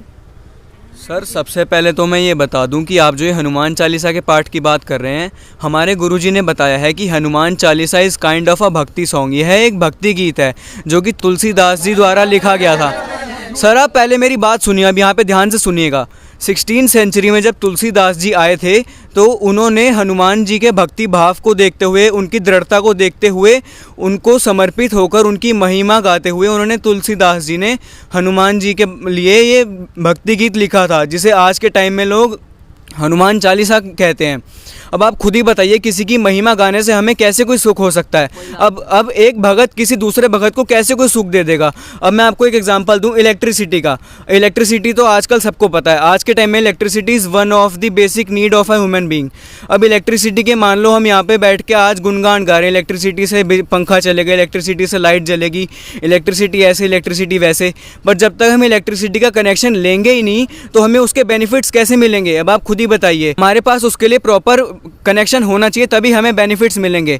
अब जैसे हनुमान जी ने जो पूर्ण परमात्मा की शास्त्र अनुकूल भक्ति करी है, हमें भी वही शास्त्र अनुकूल भक्ति करनी होगी उस पूर्ण परमात्मा की, ताकि हमें लाभ प्राप्त हो और हमें मोक्ष प्राप्त हो। और आज के टाइम में वह शास्त्र अनुकूल भक्ति सिर्फ हमारे गुरुजी संत रामपाल जी महाराज ही बताते हैं। यहाँ पर दर्शकों, संत रामपाल महाराज जी के अनुयायियों ने कहा है कि हनुमान चालीसा जो है वो एक भक्ति गीत है। हनुमान जी के लिए समर्पित जो तुलसीदास जी ने लिखा था वो भक्ति गीत इन्होंने बताया है, और भक्ति गीत से जो हमारे जीवन में सुख सुविधाएं ना प्राप्त हो सकती हैं और ना ही मोक्ष मिल सकता है। वास्तविक में जिनका कहना है कि संत रामपाल जी महाराज जिन्हें शास्त्र अनुसार भक्ति बता रहे हैं, जिससे लाभ भी मिलते हैं और इन्हें सर्व सुख सुविधाएं भी मिलती हैं। जी, अगला सवाल क्या है आपका? ये पता नहीं कितनी गलत बातें कर रहे हैं महंत जी, ये जानते नहीं कि ये कितनी उल्टी बातें कर रहे हैं। कि इन्हें ये नहीं पता कि बालाजी के 40 दिन के 40 व्रत रखने से कितने लाभ होते हैं? हमें सुख मिलता है, दीर्घ आयु होती है। इस व्रत में हम प्रातः उठकर जलपान करते हैं और फिर फलाहार करते हैं, इसके साइंटिफिक बेनिफिट्स भी हैं। ये बात आपको कैसे नहीं पता है? तो इनका कहना है कि ये 40 दिन तक हनुमान जी के लिए व्रत रखते हैं, और हिंदू धर्म के काफ़ी सारे धर्मी लोग हैं जो व्रत रखते हैं, उपवास रखते हैं, ताकि उनको उनके जीवन में सुख सुविधाएं प्राप्त हो सके। अब आप व्रत के विषय में क्या बताएंगे? जी, कौन बताना चाहेगा? तो अभी आपने व्रत की बात करी है, तो मैं आपको बता दूं, हमारे गुरु संत रामपाल जी महाराज जी बताते हैं, वो शास्त्रों से प्रमाणित ज्ञान बताते हैं। उन्होंने शास्त्र से प्रमाणित करके बताया है कि व्रत रखना शास्त्र विरुद्ध साधना है। जैसे कि श्रीमद् भगवद गीता अध्याय 6 श्लोक 16 में बताया गया है कि ये योग अर्थात भक्ति ना तो अधिक खाने वाले की और ना ही बिल्कुल ना खाने वाले अर्थात व्रत रखना, और ना ही अधिक सोने वाले की और ना ही बिल्कुल ना सोने वाले की सिद्ध होती है। अर्थात इससे यह सिद्ध होता है कि व्रत रखना एक शास्त्र विरुद्ध साधना है। और आप साथ में बात करते हैं 40 व्रत की, तो हमारे सभी सदग्रंथों में ये प्रमाण है कि हर किसी भी प्रकार के व्रत रखने के लिए मना किया गया है। वहीं व्रत के विषय में अमर ग्रंथ साहिब में संत गरीबदास जी ने कहा है, गरीब प्रथम अन्न जल संयम राखे, योग युक्त सब सतगुरु भाखे। अर्थात अन्न तथा जल को सीमित खावे, न अधिक और न ही कम, यह शास्त्र अनुकूल भक्ति साधना है। साथ ही अमर ग्रंथ साहिब के पारख के अंग में लिखा है, तीर्थ व्रत करे जो प्राणी, तिनकी छूटत है नहीं खानी। ये 14 नौमी 12 व्रतम, जिनसे जम जोरा नहीं डरतम। करा एकादशी संजम सोई, करवा चौथ गदेरी होई। 8 साते करे कंदूरी, सो तो बने नीच गरसूरी। अपने आत्माओं कितनी गजब की बात की है, भगवान ने कमाल कर रखा है कि ये 14 नौमी 12 का कोई भी किसी प्रकार का व्रत है जो ये करते हो, इससे काल के दूत नहीं डरेंगे, तुम्हारी चोटी पकड़ कर ले जाएंगे। ये साधना ठीक नहीं। करें एकादशी संजम सोई, करवा चौथ गदेरी होई। होय होय। एकादशी का व्रत रखने वाले और करवा चौथ का व्रत रखने वाली बहन बेटियां कहते हैं कि अगले जन्म में गधी की योनि में जाएंगी। अब करवा चौथ क्या है बता? करवा चौथ, एक बहन कहती है करवा चौथ इसलिए कि पति की आयु लंबी हो। एक कह रही थी कि मैं उसी दिन करवा चौथ का व्रत रखी हुई थी और उसी दिन मेरे पति की मृत्यु होगी। इस करवा चौथ ने कति ढाल नहीं अड़ाई। और फिर सद्भक्ति ना करने से कहते हैं अगले जन्म में फिर पशु योनियों में जाओगे। आन धर्म जो मन बसै कोई करो नर नार, गरीबदास जिंदा कहे वो जासी यम द्वार।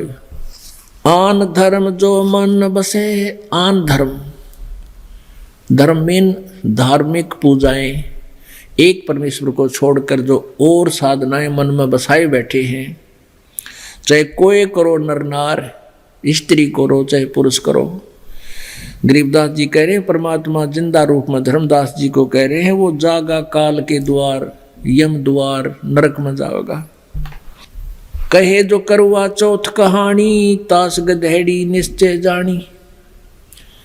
अब करवा चौथ को जो कहानी सुनाते हैं ना, कई अनपढ़ माई रखा करती व्रत करवा चौथ का रखते हैं अभी, लेकिन हमारे भक्त नहीं रखते।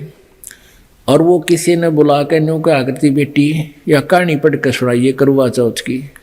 अब परमात्मा कहते हैं जो करवा चौथ का व्रत रखे वह भी गधी बने, और जो उसने कहानी सुनाओगी वह भी उसी कैटेगरी में होगी। इसके अलावा संत गरीबदास जी ने अमर ग्रंथ साहिब के सुमरण के अंग में कहा है, गरीब कोटिक तीर्थ व्रत करे, कोटि गज करे दान, कोटि अश्व बिपरौं दिए, मिटे न खेंचा तान।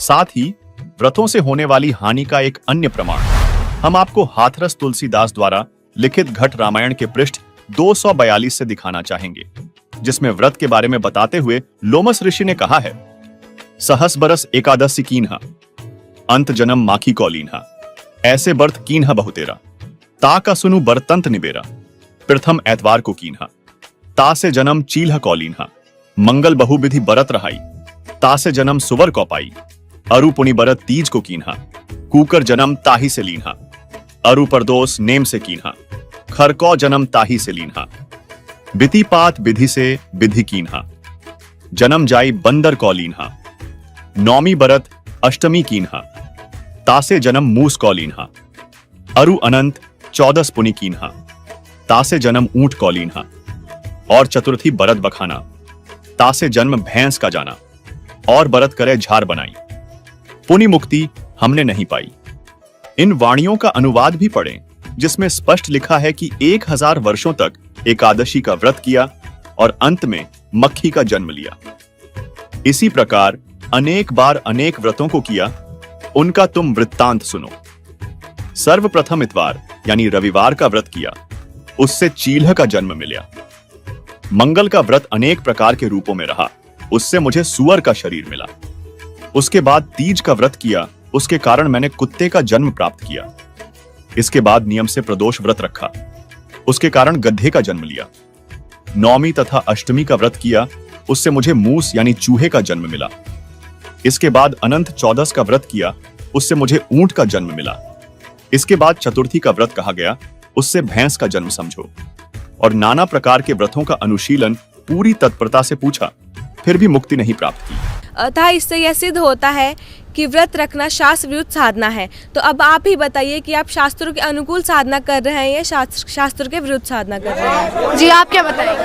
मैं भी आपको एक प्रमाण बताना चाहती हूँ, जो कि रामचरितमानस में हमारे गुरुजी संत रामपाल जी महाराज जी ने बताया है कि बालकांड चौपाई में लिखा हुआ है कि जो हमारे संत रामपाल जी महाराज जी ने बताया है, जो वेदों को छोड़कर कुमार्ग पर चलते हैं वे कपट की मूर्ति और कलयुग के पापों की भांडे हैं, बंदी छोड़ सकते।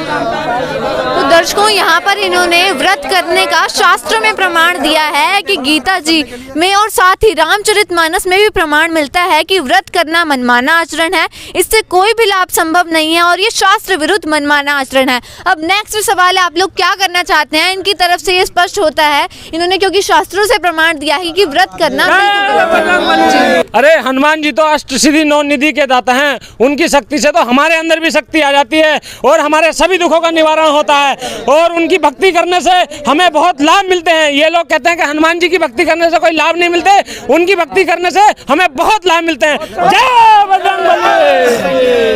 महंत जी ने बिल्कुल सही बोला है। मैं भी वर्षों से श्री बालाजी पंथ से जुड़ा हुआ हूँ और हनुमान जी की शक्ति से अनेकों लाभ होते हैं। हाँ दर्शकों, इन्होंने कहा है कि हनुमान जी की भक्ति से बहुत से चमत्कार होते हैं और बालाजी पंथ का इन्होंने जिक्र किया है। वाकई में बहुत से लोग ऐसे हैं जो बालाजी पंथ को मानते हैं और वहाँ पे बहुत से चमत्कार भी होते लोगों ने देखे हैं। अब आप क्या बताएंगे सर? जी जैसे अभी हमारे मान्यवर ने बताया कि बालाजी और हनुमान जी की भक्ति से हमारे अंदर अष्टसिद्धि 9 निधि आ जाती है, मगर हमारे सदगुरु रामपाल जी महाराज जी बताते हैं कि भक्ति मार्ग में इसका कोई यूज नहीं है, ये सिर्फ एक दिखावा है, क्योंकि भक्ति मार्ग में इन चीज़ों का दिखावा है। हमारे सदगुरु रामपाल जी महाराज जो हमें भक्ति मंत्र देते हैं, उस भक्ति मंत्र से हमारे अंदर 24 सिद्धियाँ आ जाती हैं, मगर उन सिद्धियों का हमें यूज नहीं करना है, क्योंकि हमें परम अक्षर ब्रह्म परमात्मा के घर जाना है। क्यों जो ये मानव का जन्म हुआ है ये मोक्ष प्राप्ति के लिए हुआ है। आप बालाजी की बात कर रहे हैं, तो मैं आपसे पूछना चाहूँगा कि बालाजी में स्थापना कैसे हुई है, कि आप मुझे बता सकते हैं बालाजी धाम की स्थापना जी, कैसे? अब आप लोग बताइए कि बालाजी पंथ की स्थापना कैसे हुई है। जय बजरंगी। देखिए, हमको पता है कि बालाजी धाम की स्थापना कैसे हुई है। वो मोक्ष धाम है और परम गति जो होती है वहीं से होती है। आपको बताने की हमें आवश्यकता नहीं है कि वहाँ की स्थापना कैसे हुई है, हम जानते हैं कि वहाँ की स्थापना कैसे हुई है। जय बजरंगी। जी, आप क्या बताना चाह रहे हैं सर? ये सब हिंदू विरोधी हैं, ये सब हिंदू विरोधी हैं, ये विरोध कर रहे हैं हनुमान जी का। सही कह रहे हैं। तो दर्शकों, अब इस पक्ष से ही जान लेते हैं कि आखिर वास्तव में बालाजी पंथ की स्थापना कैसे हुई है। जी सर, आप बताइए। वहाँ बालाजी की स्थापना कुछ इस प्रकार हुई है। हमारे गुरुदेव जगत गुरु तत्वदर्शी संत रामपाल जी महाराज जी ने हमें बताया है कि वहाँ पर एक सच्चा सुंचा भक्त रहता था, और उसने सुना था कि गुरु बनाने के भक्ति होती है, तो उसने गुरु भी बनाया। उनके गुरुदेव जी ने बताया कि प्रतिदिन रामचरितमानस का पाठ करना चाहिए, तो उसने रामचरितमानस का पाठ करना शुरू किया। वो भगत इतना सज्जन था कि उसने जो आसपास के जितने भी लोग भूत प्रेत से पीड़ित होते थे वो अपने गुरुदेव के पास ले जाता था, और वहाँ भूत चिल्लाते थे कि बाबा छोड़ दे, नहीं आऊँगा। कुछ समय बाद उसके गुरुदेव को कहीं जाना पड़ गया, वो वापस नहीं, उनकी मृत्यु हो गई। लेकिन अब उस भगत ने अपने ही घर पे मंदिर स्थापित कर लिया, और कहीं पर पत्थर की मूर्ति मिली, उसे उठा लाया और घी के दिए जलाने लगा। 3 समय हनुमान चालीसा का पाठ करने लगा। कुछ समय के बाद वहाँ पर कुछ समय के बाद वहाँ पर वो भगत जितने भी भूत प्रेत से पीड़ित थे वो अपने ही यहाँ लाने लगा, और वो जितने भी भूत प्रेत थे वो चिल्लाते कि बाबा नहीं आऊँगा, और उस भगत ने ही प्रवेश कर जाते। इस प्रकार धीरे धीरे जितने भी लोग भूत से पीड़ित होते थे वो सारे के सारे मेहंदीपुर में आने लगे और वही बसने लगे। इस प्रकार वो सारा का सारा मेहंदीपुर जो बालाजी का धाम है पूरा का पूरा भूतगांव बन गया, सच में भूतगांव बन गया। आप बताइए वहाँ सबसे पहले किसकी पूजा होती है? आप बताइए सबसे पहले किसकी पूजा होती है? तो दर्शकों, इन्होंने बताया है कि जो बालाजी धाम है वो पूरा का पूरा भूत गांव बन चुका है, और इनके लिए सवाल छोड़ा है। आप लोग बताइए कि बालाजी पंथ में सर्वप्रथम किसकी पूजा होती है? मैं इसका खंडन करना चाहूँगा। ये बिल्कुल झूठ बात है कि वो एक भूतगाह है। सबसे पहले इन्होंने पूछा है कि हम वहाँ पर किसकी उपासना करते हैं। सबसे पहले हम वहाँ पर गुरु वंदना करते हैं, उसके बाद प्रेतराज सरकार की हम पूजा करते हैं, उसके बाद भैरव बाबा की उपासना करते हैं, और उसके बाद हम बालाजी की पूजा करते हैं, और उसके बाद हम अपने नित्य कर्म करते हैं। प्रेतराज सरकार की जय। अब संत रामपाल महाराज जी के समर्थकों से जानना चाहेंगे कि अब आप लोग क्या उत्तर देना चाहेंगे इसका। जी सर। जैसा कि भाई ने बताया कि हम प्रेतराज की भक्ति करते हैं, तो मैं इन्हें बता दूं, हमारे गुरुजी संत रामपाल जी महाराज जी ने शास्त्रों से प्रमाणित करके बताया, गीता अध्याय 9 के 25 श्लोक में, जो भूतों को पूजेंगे वो भूतों को प्राप्त होंगे, जो पितरों को पूजेंगे पितरों को, और जो देवताओं को पूजेंगे वो देवों को। अर्थात जो पूर्ण परमात्मा की भक्ति करेंगे वो पूर्ण परमात्मा को प्राप्त होंगे। जी मैम, आप क्या बताएंगे? हमारे सदगुरु संत रामपाल जी महाराज जी ने बताया है अपने सत्संगों के द्वारा, माई मसानी सेठ शीतला भैरव भूत हनुमंत, परमात्मा उनसे दूर है जो उनको पूजंत। मैं आपसे क्वेश्चन करूंगी कि ये प्रेतराज सरकार कौन है?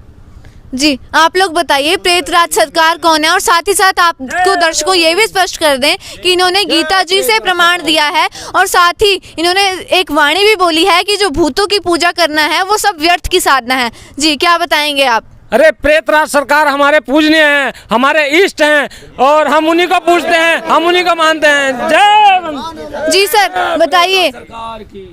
जैसे अभी हमारे महंत जी ने बताया कि प्रेतराज जी को ये इष्ट रूप में पूजते हैं। पहली चीज तो ये जिसे इष्ट रूप में पूज रहे हैं वो एक भूत है, ये हम नहीं बता रहे, ये इन्हीं के वेबसाइट पे लिखा हुआ, मेहंदीपुर की जो वेबसाइट है उसी पे लिखा हुआ है। जितनी मेहंदीपुर बालाजी से जो प्रकाशित होती हैं बुकें, सभी में प्रेतराज जी का इतिहास लिखा हुआ। और हमारे गुरुजी ने भी बताया है कि मेहंदीपुर धाम एक भूतगाह है। जैसे कि एक प्रकरण आता है, इन्हीं की वेबसाइट पे लिखा हुआ है कि प्रेतराज जी जयपुर के राजा महेंद्र प्रताप सिंह जी थे, जो मृत्यु के पश्चात प्रेत योनि को चले गए और अपनी प्रेत योनि से इतना परेशान थे, बहुत बालाजी में आते जाते यात्रियों को परेशान करते थे। इसी के उपरांत वहाँ पर हनुमान जी से उन्होंने विनती करी कि बाबा में ये मोक्ष दो। बाबा ने मोक्ष तो नहीं दी क्योंकि हनुमान जी मोक्ष के लायक नहीं है। उन्होंने उनसे कहा कि आप यहाँ विराजमान हो जाइए। तो वहाँ प्रेतराज जी बैठे हैं और प्रेतराज जी ने कहा था कि मैं बालाजी में सर्वप्रथम पूजनीय बनूंगा हनुमान जी। तो हनुमान जी ने कहा कि आप पूजनीय देव हैं। मेहंदीपुर में सर्वप्रथम आप जाएंगे तो हनुमान जी की मूर्ति से भी ऊपर उनकी मूर्ति स्थापित है। सर्वप्रथम वहाँ जितने भी यात्रीगण जाते हैं दर्शनार्थ के लिए, प्रेतराज जी के चरणों में पहले भोग लगाते हैं उड़द और चावल और बूरा का। पहली चीज तो इससे सिद्ध होता है कि वहां पर शास्त्र विरुद्ध साधना के साथ ही साथ अन्न का सबसे ज्यादा अपमान होता है, क्योंकि परमात्मा अपनी सूक्ष्म वेद की वाणी में बताते हैं अंजल साहिब रूप है। आप उस साहिब का उस धाम पे अपमान कर रहे हैं तो आप उस धाम से, वहाँ के भगवानों से आप ये चाहते हैं कि वो आपको मोक्ष दे देंगे। पहली चीज तो मैं आपसे बताना चाहूंगा, ना तो अभी हनुमान जी का मोक्ष हुआ है ना प्रेतराज जी का मोक्ष हुआ है। आपकी सारी पूजा विधि शास्त्रों के विरुद्ध है मान्यवर। जो आप पूजा पाठ कर रहे हैं, सारी भूत पूजा कर रहे हैं, इससे आपका मोक्ष नहीं होगा मान्यवर। आपके मानने या ना मानने से फर्क नहीं पड़ता, क्योंकि हमारे सभी धर्मशास्त्र बता रहे हैं। जैसे मैं आपको एक प्रमाण देना चाहूंगा, श्रीमद् गीता में अध्याय नंबर 18 के श्लोक नंबर 62 में भगवान बता रहे हैं, हे अर्जुन तू उस पूर्ण परमेश्वर की शरण में जा जिसकी शरण में जाने के बाद तुझे सर्व सुख और परम शांति मिलेगी। मैं आपको बताना चाहूंगा हमारे धर्मशास्त्र तो कुछ और बता रहे हैं और आप जो साधना कर रहे हैं वो व्यर्थ है। इससे आपका मोक्ष संभव नहीं है। तो दर्शकों, यहाँ पर संत रामपाल महाराज जी के अनुयायियों ने शास्त्रों से ये प्रमाणित करके बताया है कि जो भूत पूजा है वो व्यर्थ की साधना है। अब आप लोग क्या बताएंगे? अरे ये कैसी बातें कर रहे हैं। मैं तो खुद बालाजी की गद्दी पे बैठता हूँ और मेरे को वहाँ जो शक्ति आती है, वहाँ कितने भूतों से परेशान लोग आते हैं, मैं उन सबके भूतों को दूर करता हूँ। और ये कैसी बातें कर रहे हैं। जय बाजरंगबली। दर्शकों, यहाँ पर ये बालाजी के जो महंत हैं, इनका कहना है कि ये खुद बालाजी की गद्दी पर बैठते हैं और आज भारत में भी ऐसे बहुत से महंत हैं जो ऐसे चमत्कार और कार्य किया करते हैं। अब संत रामपाल जी के समर्थकों से जानना चाहेंगे, आप क्या बताएंगे इस विषय में? मैं आपको महंत जी बताना चाहूँगा, जो आप ये कृत कार्य कर रहे हैं ना, इन कार्य को मैं करके छोड़ चुका हूँ। सूक्ष्म वेद की एक वाणी है कि पीछे लगा जाऊँ था लोक वेद के साथ, रास्ते में सदगुरु मिले और दीपक दे दिया हाथ। जब मेरे परमात्मा ने मेरे ज्ञान के चक्षु बना दिए ना, तो मुझे ये अमृत ज्ञान समझ में आया। जो आज कार्य आप कर रहे हैं ना, मैं 20 साल तक महंत की गद्दी पे विराजमान रहा हूँ। शिव शक्ति बालाजी दरबार में मैंने खुद गद्दी लगाई है। जो आप ये कार्य कर रहे हैं सब ये व्यर्थ है। आप जिन शक्तियों से आप सोच रहे हैं कि हमारे मनोकामना पूर्ण हो रही है, हमारे साथ बाबा का आशीर्वाद है, जिस दिन आपकी बैटरी खत्म हो जाएगी ना, उस दिन इस चीज़ का आपको पता चलेगा। जब तक मेरे पुण्य चल रहे थे तो मुझे बालाजी महाराज लाभ दे रहे थे। जब मेरे, आप इस चीज को धैर्य पूर्वक सुनिए, ये हो सकता है भविष्य में आपके साथ भी घटना घटित हो। आप सुनिएगा इस चीज को, रिएक्शन मत करना कोई भी, क्योंकि मैं आपको बताना चाहूँगा जब तक बैटरी चलती है तब तक तो पुण्य होते हैं। मेरे को भी ऐसे ही लग रहा था, मैं जिसको स्पर्श कर दिया करता था उसको अनेकों लाभ मिल जाते थे। और जब मेरे को जरूरत पड़ी, असलियत में मेरे को जब जरूरत पड़ी बाबा की, तो बाबा नहीं आए। उस समय मैं हार गया और टूट गया। तब मैंने उस आदि राम को पुकारा, तब मुझे परम अक्षर ब्रह्म पूर्ण परमात्मा कबीर साहिब का ज्ञान मिला और सदगुरु रामपाल जी महाराज ने मुझे अपनी शरण में लिया। मैं आपको और महाराज जी की जय हो। और अभी मेहनत की बात चल रही है, इतने मेहनत इस संसार में हो चुके हैं। और आपको मेहनत जी एक बात बोलना चाहूंगा, बुरा लगे तो माफ करना और सच्ची जरूर है। कंठी माला सुमरनी पैरे से क्या हो, ऊपर ढूंढा साध का अंतर रखा क्यों। इन मालाओं को पैरने से भगवान नहीं मिलेंगे। भगवान आपको चाहिए तो सदगुरु की शरण ग्रहण करो मान्यवर। जी मैम, आप क्या बताना चाहते हैं? साथ ही में सूक्ष्म वेद में भी एक वाणी है, कबीर देवी देव ठाड़े भये हमको ठोर बताओ, जो मुझ कबीर को पूजे नहीं उनको लूटो खो। आप तो भगवान से कोसों दूर हो, आपकी तो साधना ही शास्त्र विरुद्ध है। तो दर्शकों, यहाँ पर संत रामपाल जी के अनुयायियों ने बहुत से प्रमाण दे दिए हैं और ये बताया है कि जो बालाजी पंथ का जो चला हुआ जो पूजा क्रिया कर्म है वो सब व्यर्थ का है और इनसे इन्हें भी कोई भी लाभ नहीं हुआ। अब आप लोग बताइए क्या कहना चाहेंगे? व्यर्थ की बातें कर रहे हैं। हनुमान जी तो शिव जी के 11वें रुद्र अवतार है और शिव जी तो अजर अमर है। जब वो अमर है तो हनुमान जी अमर क्यों नहीं होंगे? ये तो व्यर्थ की बातें कर रहे हैं। हनुमान जी तो अमर है। जय हनुमान। तो यहाँ पर इन्होंने बताया है कि हनुमान जी 11वें रुद्र अवतार हैं, वो शिव जी के अवतार हैं और शिव जी अमर अविनाशी भगवान हैं और ये हनुमान जी को भी अमर अविनाशी बता रहे हैं। अब संत रामपाल जी महाराज जी के अनुयायी इस पर अपनी क्या राय देना चाहेंगे? जी इन्होंने हनुमान जी को शिव जी का अवतार बताया तो गुरु जी ने हमारे शास्त्रों से प्रमाण करा है। श्रीमद देवी भागवत स्कंद 3 अध्याय 5 में बताया है, विष्णु जी देवी की स्तुति करते हुए कह रहे हैं, तुम सद स्वरूपा हो, यह सारा संसार तुम्ही से उद्भासित होता है, मैं ब्रह्मा और शंकर तुम्हारी कृपा से ही विद्यमान है, अर्थात हमारा भी जन्म और मृत्यु हुआ करता है। तो मैं इनसे पूछना चाहूंगा, जब शिव जी का ही जन्म मृत्यु हो रहा है तो उनके अवतार कैसे जन्म मरण के चक्कर में नहीं है, वो कैसे अमर है, बताइए आप। यहाँ पर संत रामपाल जी के समर्थकों ने ये बात स्पष्ट की है, शास्त्रों से स्पष्ट किया है कि हनुमान जी और शिव जी अमर अविनाशी नहीं है, उनका भी जन्म मरण होता है। अब आगे डिबेट में बढ़ते हैं और जानते हैं। हम अपमान नहीं होने देंगे हनुमान जी का, ये साथ बातें कर रहे हैं। तो दर्शकों आप देख सकते हैं हनुमान भक्तों में कितना आक्रोश देखने को मिल रहा है। इनका कहना है कि संत रामपाल जी के समर्थक हनुमान जी का विरोध कर रहे हैं, उनका अपमान कर रहे हैं। सर क्या कहेंगे आप? हम संत रामपाल जी महाराज जी के जितने भी अनुयायी हैं वो हनुमान जी का अपमान नहीं कर रहे हैं। संत रामपाल जी महाराज जी तो ये भी कहते हैं कि हनुमान जी जैसी आधीनी और हनुमान जी जैसी भक्ति भी कोई नहीं कर सकता है। संत रामपाल जी महाराज जी ने हमें गीता जी में खोल कर दिखाया है।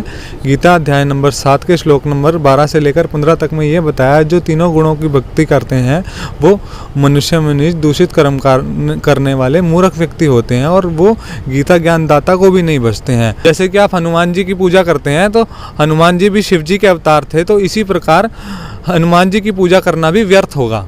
तो दर्शकों यहाँ पर बहुत बड़ी बात निकल कर आई है कि संत रामपाल जी के समर्थकों ने यहाँ पर बहुत से ऐसे रहस्यमय प्रमाण दिखाए हैं शास्त्रों से, जिससे हमारी डिबेट शुरू हुई थी कि महाबली हनुमान के अनसुलझे रहस्यों का महाखुलासा होगा।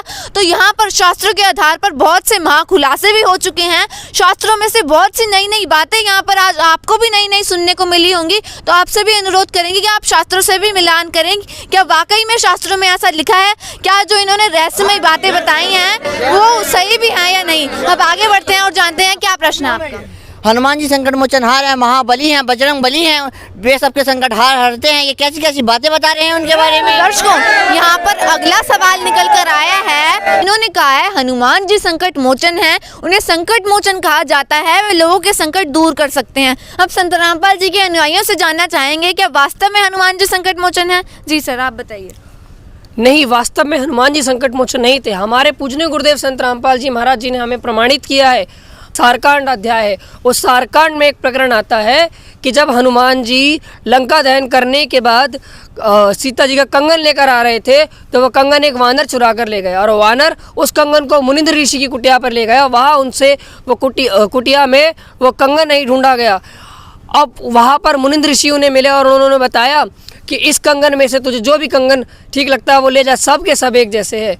वहाँ पर उन्होंने पूछा कि सारे कंगन एक जैसे कैसे है, तो हनुमान जी वहाँ पर दुविधा में पड़ जाते हैं। तब मुनिंद्र ऋषियों ने बताते हैं कि तेरे जैसे वानर प्रत्येक युग में यहाँ आते हैं, हर त्रेता युग में, और ये कंगन लेके जाते हैं। तो इस प्रकार हम देखते हैं कि खुद हनुमान जी संकट मोचन नहीं है, वो खुद संकट में पड़ गए, खुद दुविधा में। इसी प्रकार हमारे गुरुदेव जी ने और आगे प्रमाणित किया है, पवित्र सामवेद, वेद तो हिंदू धर्म के सबसे पवित्र ग्रंथ है। पवित्र सामवेद में लिखा हुआ है, संख्या नंबर 822 स्पष्ट किया है, वहाँ पर लिखा हुआ है कि कबीर परमात्मा ही अपने भक्तों को 3 मंत्रों का नाम देकर जन्म और मरण से रहित करता है। वहाँ पर स्पष्ट कबीर निर्भयति लिखा है। वो कबीर परमात्मा ही है जो 3 मंत्रों का जाप देकर अपने भक्तों को मुक्त करता है, आनंद देता है, और यदि किसी की आयु भी कम रहती तो उसकी आयु भी बढ़ा देता है। तो इस प्रकार ये सिद्ध होता है कि कबीर परमात्मा ही पूर्ण मोक्षदायक है, संकट मोचन है। यह वेद मंत्र है, वेद को मानना पड़ेगा, वेद हिंदू धर्म की सबसे। तो अब आप क्या बताएंगे सर? अरे हनुमान जी के गुरु तो सूर्य देव थे और हनुमान जी राम जी की भक्ति करते थे। मुनिंदर जी कब से हनुमान जी के गुरु हो गए? हनुमान जी में तो इतनी शक्ति थी कि उन्होंने उनके पत्थर पर राम लिखने से ही वो पत्थर समुद्र में तैर गए थे। ये कैसी बातें कर रहे हैं ये? जी हाँ दर्शकों, ये बहुत बड़ी धारणा भी है समाज में कि हनुमान जी राम जी के परम भक्त थे, उनके राम राम लिखने से ही समुद्र में पत्थर तैर गए थे। अब आप लोग क्या बताएंगे इस विषय में? जी बताइए सर। जैसे अभी हमारे भाई ने बताया, इतने सारे प्रमाण दिए, ये आपको मानना पड़ेगा। ऐसी बहुत सारे प्रमाण हम आपको दे सकते हैं। हमारे गुरुजी बताते हैं पंचम वेद के अंदर ये प्रकरण आता है कि हनुमान जी को मुनिंदर ऋषि जी मिले थे। मैं आपको बताना चाहूँगा, जैसे अभी हमारे भाई ने बताया कि ऐसे प्रमाण, कई सारे प्रमाण हैं, क्योंकि ये सभी धर्मशास्त्रों में प्रमाणित है। हमारे गुरुजी ने बताया है, ये पंचम वेद के अंदर भी एक जिक्र आता है, पंचम वेद में भी मुनिंदर ऋषि जी का जिक्र है। आपको पता होगा कि हनुमान जी जब राजा राम जी का तिलक हो गया, अयोध्या के अंदर राजा राम जी आ गए, जब माँ सीता सभी को उपहार भेंट कर रही थी, उसी बीच माँ सीता ने हनुमान जी को एक माला भेंट की थी। हनुमान जी ने वो माला ली और उसमें देखा कि माला को वो बैठ के तोड़ने लगे, उसके अंदर मोतियों में देखने लगे कि मेरे राम तो नहीं है इसके अंदर। ये दृश्य देखकर सीता जी उनसे पूछती हैं कि ये वानर क्या हरकत कर रहा है, इतनी महंगी बहुमूल्य माला को ये तोड़ रहा है। तब उन्होंने कहा कि तू रहा वानर का वानर। इस चीज़ को देखकर हनुमान जी ने जब ये चीज़ सुनी तो उन्हें बहुत बुरा लगा और इस चीज़ से उनका दिल आहत हुआ और वह वन की ओर चले गए। उसी वन में एक ऋषि उन्हें मिले थे जो मुनिंदर ऋषि थे, वही मुनिंदर जो पूर्ण परमात्मा थे, क्योंकि भगवान चारों युगों में आते हैं। सतयुग में सत सुकृत का टेरा, त्रेता नाम मुनिंदर मेरा, द्वापर में करुणामय का है, कलयुग नाम कबीर दहाय। पंचम वेद में बहुत सारे अनेकों प्रमाण हैं। तो दर्शकों, हमें प्रमाण दिखाइए। दर्शकों, इनका कहना है कि इन्हें साक्षात प्रमाण देखने हैं कि ऐसा शास्त्रों में कहाँ पर लिखा है कि हनुमान जी को मुनिंदर ऋषि जी मिले थे। तो सर, हम आपसे जानना चाहेंगे कि आप हमें, हमारे पास शास्त्र विद्यमान है, आप शास्त्रों में ही दिखाइए कि ऐसा कहाँ पर लिखा है। तो दर्शकों, एक बार फिर पवित्र शास्त्रों के आधार पर महा खुलासा होने जा रहा है। संत रामपाल जी महाराज जी के अनुयायी हमारे साथ हैं और साथ ही हनुमान भक्त भी हैं जो यहाँ प्रमाण देखने के लिए आए हुए हैं। अब देखते हैं कि क्या वास्तव में संत रामपाल महाराज जी के अनुयायी प्रमाण दिखा भी पाएंगे या नहीं। क्या ये हनुमान जी के अनसुलझे रहस्यों का महाखुलासा कर भी पाएंगे या नहीं। जी सर, दिखाइए, प्रमाण दिखाइए। ये पंचम वेद है, कबीर सागर, संपूर्ण 11 भाग। इसके अंदर हनुमान बोध आता है एक प्रकरण। ये देखिए हनुमान बोध, इसकी ये वाणी आप देखिए। कहे कबीर सुनो धर्मनी आई, त्रेता युग हम हनुमंत चिताई। त्रेता युग में आए थे मुनिंदर ऋषि जी, त्रेता युग में आए थे, हनुमंत को चिताए थे। सेतु बंद रामेश्वर हम गऊ, तवहाँ पहुँच हम मुनिंदर कहू। त्रेता युग में सेतु जो बना था वो मुनिंदर भगवान की कृपा से बना था। ये प्रमाण आपको पंचम वेद, सूक्ष्म वेद में मिल जाएगा। आपको आगे एक और प्रमाण दिखाते हैं जो हमारे सदगुरु रामपाल जी महाराज जी ने हमें बताया है। यहाँ देखिए चौपाई है, हनुमान जी कह रहे हैं कि समरथ को स्थान अब मुँह को दहु बताए, कौन जगत में वह रहत है सो मुनि कहू समझाए। हनुमान जी खुद कह रहे हैं मुनिंदर ऋषि जी, वो समरथ कौन से लोक में रहता, अब मुनि जी मुझे बता दो, अधीन होके पूछ रहे हैं। आगे मुनि जी बता रहे हैं, आप देखिएगा। हमारे सदगुरु रामपाल जी महाराज जी ने ये हमें बताया है।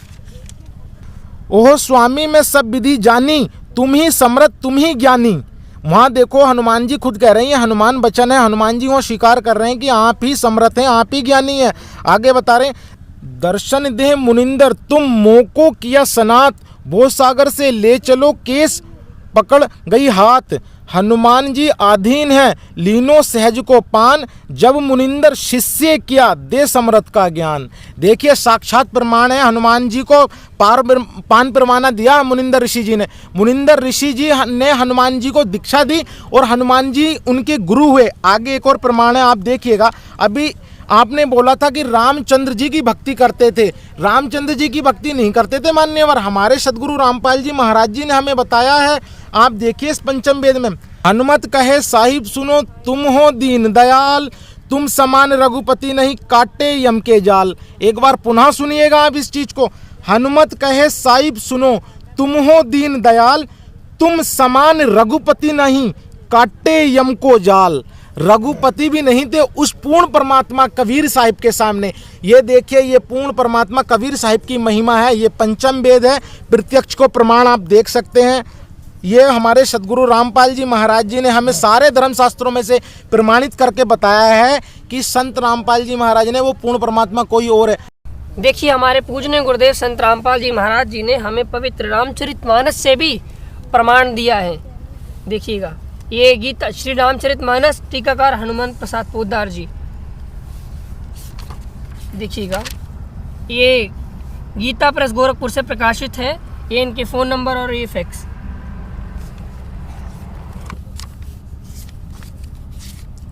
ये देखिए, यहाँ पे लिखा हुआ है बाल कांड है, पेज नंबर 137 है। यहाँ पर दोहा संख्या 145 के बाद वाणी नंबर 1 है। सुन सेवक सुरतरु सुरधेनु विधि हरिहर बंदित पद रेणु सेवक सेवत सुलभ सकल सुखदायक प्रंदपाल सचराचर नायक। यहाँ पे ध्यान से देखिएगा, यहाँ पे अर्थ किया है इन्होंने ही किया है। हे प्रभु, ये यहाँ पर भगवान जो पूर्ण परमात्मा है उसकी वंदना करते हुए कहा जा रहा है कि हे प्रभु सुनिए, आप सेवकों के लिए कल्प वृक्ष और कामधेनु हैं। आपकी चरण रज की ब्रह्मा विष्णु जो भगवान राम बनकर आए, शिव जी भी वंदना करते और शिव जी भी वंदना करते जिनके अवतार आप हनुमान जी को बता रहे हैं, वे उस पूर्ण परमात्मा के चरण रज की वंदना भी करते, चरण रज की भी वंदना करते। ये देखिए प्रमाण, आप सेवा करने में सुलभ है तथा सब सुखों के देने वाले है। आप शरणागत के रक्षक और जड़ चेतन के स्वामी। ये इससे स्पष्ट होता है कि वह पूर्ण परमात्मा ब्रह्मा विष्णु और शिव से भी सर्वोपरि है। ऐसे एक और प्रमाण देखिए आप यहाँ पर, पेज नंबर 136 है, वाणी नंबर 3। नेति नेति जय वेद निरूपा निजानंद निरूपादि अनूपा शंभु विरनचि विष्णु भगवान उपजयिता जासु अंश ते नाना। यहाँ पे ध्यान से देखिए, ये इन्होंने ही अर्थ किया है, जिन्हें वेद नेति नेति यानी यह भी नहीं और यह भी नहीं कहकर निरूपण करते हैं, जो आनंद स्वरूप है, उपाधि रहित है और अनुपम है, एवं उनके जिनके अंशों से अनेकों शिव, ध्यान से देखिए, जिनके रूप आप बता रहे हैं हनुमान जी को, शिव ब्रह्मा और विष्णु भगवान यानी कि राम जी प्रकट होते हैं। इससे ये स्पष्ट होता है कि वो पूर्ण परमात्मा वो इन सभी देवताओं का जनक है। ये शिव ब्रह्मा और विष्णु उसी परमात्मा के अंश हैं। तो इससे स्पष्ट होता है कि भगवान ब्रह्मा विष्णु और शंकर से भी सर्वोपरि कोई देवता है और वह राम या हनुमान जी से भी परे कोई देवता जिनकी भक्ति ये भी करते हैं। तो इससे स्पष्ट हो जाता है कि इन तीनों से परे कोई देवता जो कि भक्ति योग्य है। अब आप ही बताइए कि वो पूज्य देवता है कौन, आखिर उसका नाम क्या है और हनुमान जी से उनका क्या रिलेशन है, आप इसको थोड़ा स्पष्ट तरीके से बताइए।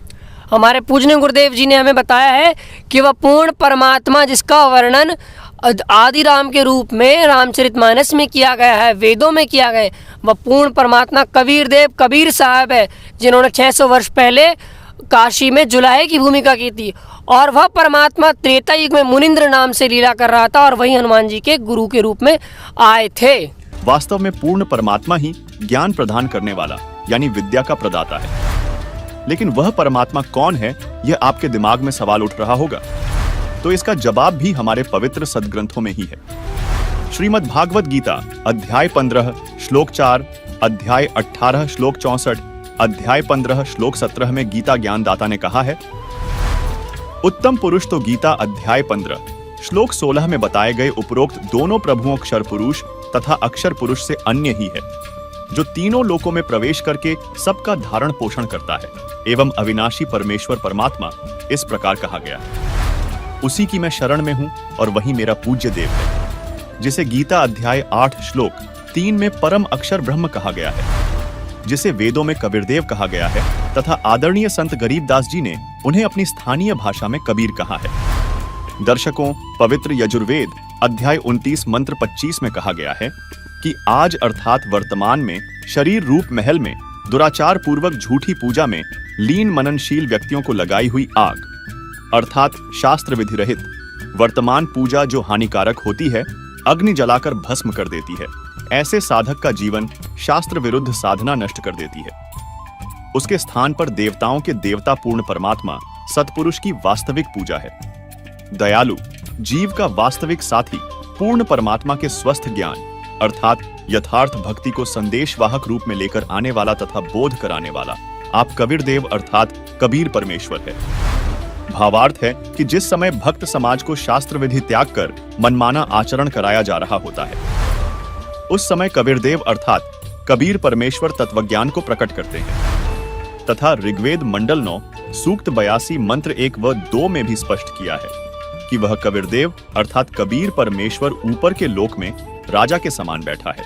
वहां से बिजली की गति से चलकर आता है और दृढ़ भक्तों को तत्व ज्ञान का उपदेश करता है। ऋग्वेद मंडल 9 सूक्त 96 मंत्र 17 जिसमें लिखा है, शिशुम जज्ञानम हरेयतम मृजंति शुंभंति वहिन मरुतः गणेन कविर गीर्भि काव्येन कविर संत सोमः पवित्राम अत्यति रेभन। अनुवाद, पूर्ण परमात्मा मनुष्य के विलक्षण बच्चे के रूप में जानबूझकर प्रकट होता है तथा अपने तत्वज्ञान को उस समय निर्मलता के साथ उच्चारण करता है। प्रभु प्राप्ति की लगी विरह अग्नि वाले भक्त समूह के लिए कविताओं द्वारा कवित्व से अत्यधिक निर्मलता के साथ कविर वाणी अर्थात कबीर वाणी द्वारा ऊंचे स्वर से संबोधन करके बोलता हुआ वर्णन करता वह अमर पुरुष अर्थात सतपुरुष ही संत अर्थात ऋषि रूप में स्वयं कबीरदेव ही होता है। परंतु उस परमात्मा को न पहचान कर कवि कहने लग जाते हैं, परंतु वह पूर्ण परमात्मा ही होता है। उसका वास्तविक नाम कबीरदेव है। यही प्रमाण ऋग्वेद मंडल 9 सूक्त 94 मंत्र 1 में है, जिसका भावार्थ है कि जो सर्वशक्तिमान परमेश्वर है वह कवियन व्रजम न अर्थात कवियों की तरह आचरण करता हुआ पृथ्वी पर विचरण करता है। उसी परमेश्वर के विषय में ऋग्वेद मंडल 9 सूक्त 94 मंत्र 3 में कहा गया है कि जो परमात्मा कवियों की भूमिका करके सत्य भक्ति भाव को परिपूर्ण रूप से प्रदान करता है वह कबीरदेव अर्थात कबीर परमेश्वर है। उसके समान कोई भी शूरवीर नहीं है। सर्व ब्रह्मांडों के प्रभुओं में उसकी शक्ति अर्थात समर्थता का यश है। वही आगे ऋग्वेद मंडल 9 सूक्त 96 मंत्र 18 में कहा है, ऋषिमणा या ऋषिकृत स्वर्षाः सहस्त्राणि थ पदवीः कविनाम तृतीयम धाम महिषः सिषा संत सोमः विराजमानु राजतिष्ठो। अनुवाद, वेद बोलने वाला ब्रह्म कह रहा है कि जो पूर्ण परमात्मा विलक्षण बच्चे के रूप में आकर प्रसिद्ध कवियों की उपाधि प्राप्त करके अर्थात एक संत या ऋषि की भूमिका करता है, उस संत रूप में प्रकट हुए प्रभु द्वारा रची हजारों वाणी संत स्वभाव वाले व्यक्तियों अर्थात भक्तों के लिए स्वर्ग तुल्य आनंददायक होती है। वह अमर पुरुष अर्थात सतपुरुष तीसरे मुक्तिलोक अर्थात सतलोक की सुदृढ़ पृथ्वी को स्थापित करने के पश्चात मानव सदृश संत रूप में गुबंद अर्थात गुंबज में उच्च टिल्ले जैसे सिंहासन पर उज्जवल स्थूल आकार में अर्थात मानव सदृश तेजोमय शरीर में विराजमान है, यानी वहां राजा के समान बैठा है। इसी का समर्थन ऋग्वेद मंडल 9 सूक्त 86 मंत्र 27 भी करता है, जिसमें स्पष्ट लिखा है परमात्मा द्युलोक के तीसरे पृष्ठ पर विराजमान है। वहीं ऋग्वेद मंडल 9 सूक्त 54 मंत्र 3 में भी स्पष्ट है कि वह अमर परमेश्वर सूर्य के समान सर्व को पवित्र करता हुआ सर्व ब्रह्मांडों के ऊर्ध्व अर्थात ऊपर बैठा है, तथा ऋग्वेद मंडल 9 सूक्त 82 मंत्र 1 में स्पष्ट है कि परमात्मा राजा के समान दर्शनीय है। दर्शकों, हम सभी अब तक काल के एक ब्रह्मांड में बने 3 लोक स्वर्गलोक, पृथ्वीलोक और पाताल लोक से परिचित हैं, जबकि ऋग्वेद मंडल 9 सूक्त 96 मंत्र 18 में तीसरे धाम सतलोक को कहा है।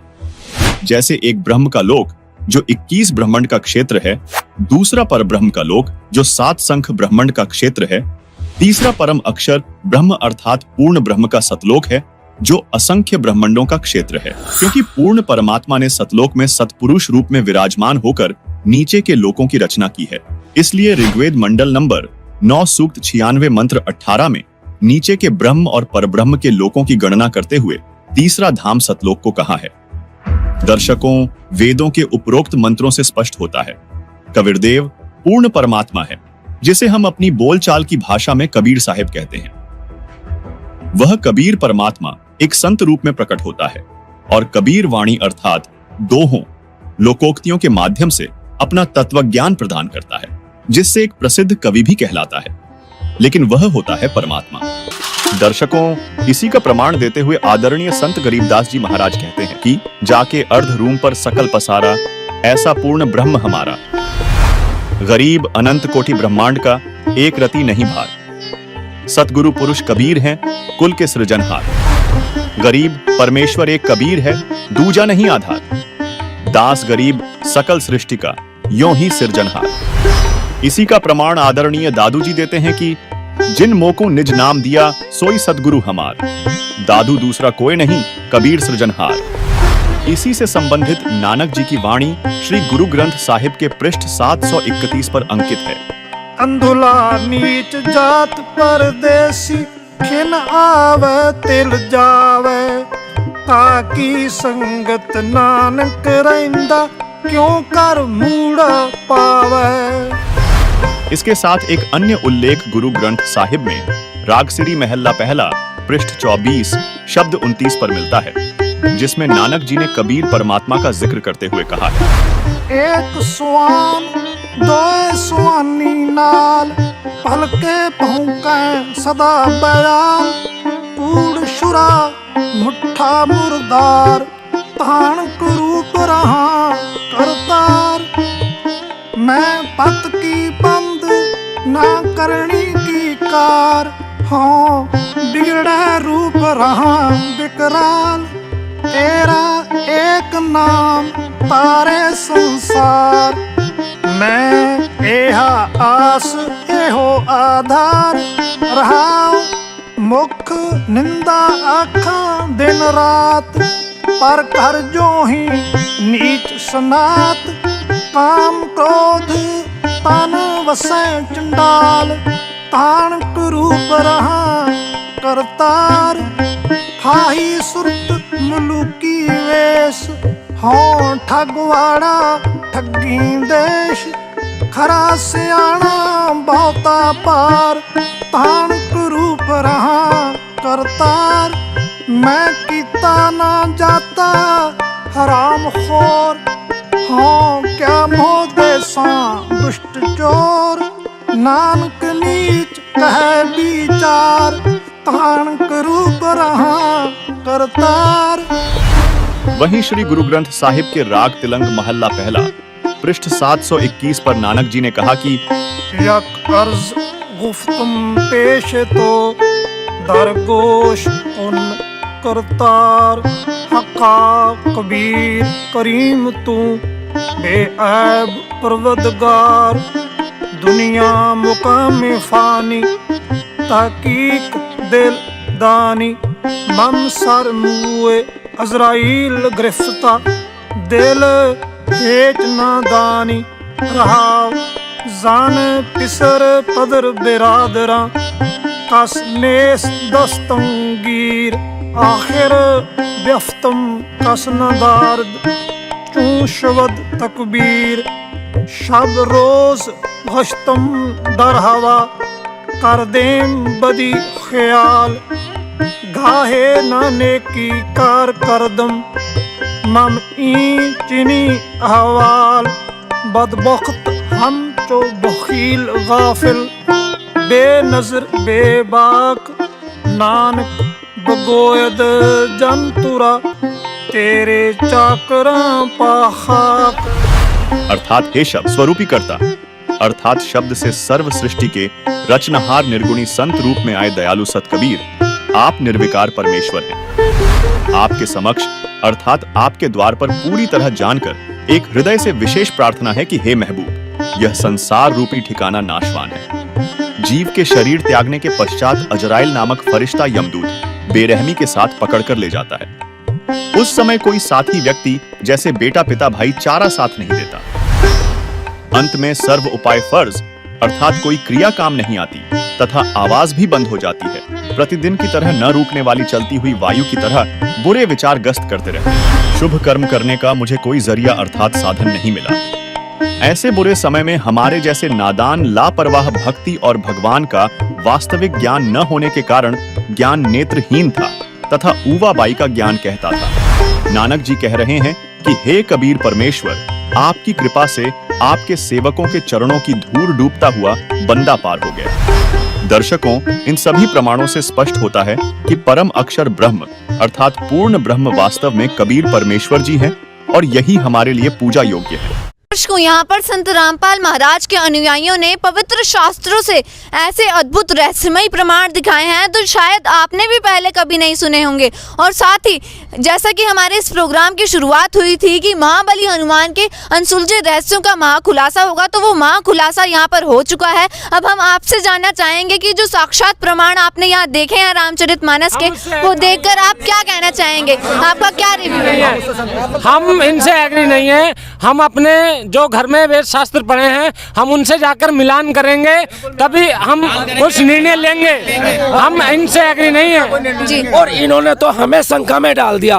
हमने आज तक ये नहीं पढ़ा कि हनुमान जी ने अपनी भक्ति करने के लिए मना किया है। अब हम अपने घर जाएंगे और अपने ग्रंथों से ये प्रमाण मिलाएंगे, तब हम विचार करेंगे। ये पता नहीं कहाँ से लाएंगे। जी हाँ दर्शकों, आपसे भी अनुरोध करेंगे कि आप भी घर जाके अवश्य क्रॉस चेक करें कि जो संत रामपाल महाराज के अनुयायियों ने अद्भुत प्रमाण दिखाए हैं वो वाकई में पवित्र शास्त्रों से मिलान होते हैं भी या नहीं। जैसा कि महाबली हनुमान के भक्तों ने कहा है कि ये क्रॉस चेक करेंगे, तो आपसे भी अनुरोध है कि आप भी क्रॉस चेक करें, क्योंकि ऐसे न्यूज़ का यही उद्देश्य रहा है, सच जो आप जानना चाहते हैं। तो आपसे भी अनुरोध है कि आप भी पवित्र शास्त्रों से अवश्य मिलान करें, क्योंकि अध्यात्म के मार्ग में शास्त्र ही वो शस्त्र हैं जो सही और गलत का निर्णय कर सकते हैं। क्योंकि आज के इस विशेष प्रोग्राम में महाबली हनुमान के अनसुलझे रहस्यों का महाखुलासा हुआ है। ऐसे अद्भुत रहस्यमय प्रमाणों का महाखुलासा हुआ है जो आज तक, जिससे पूरा मानव समाज अनभिज्ञ था, जो आज तक मानव समाज के सामने नहीं आ पाए थे।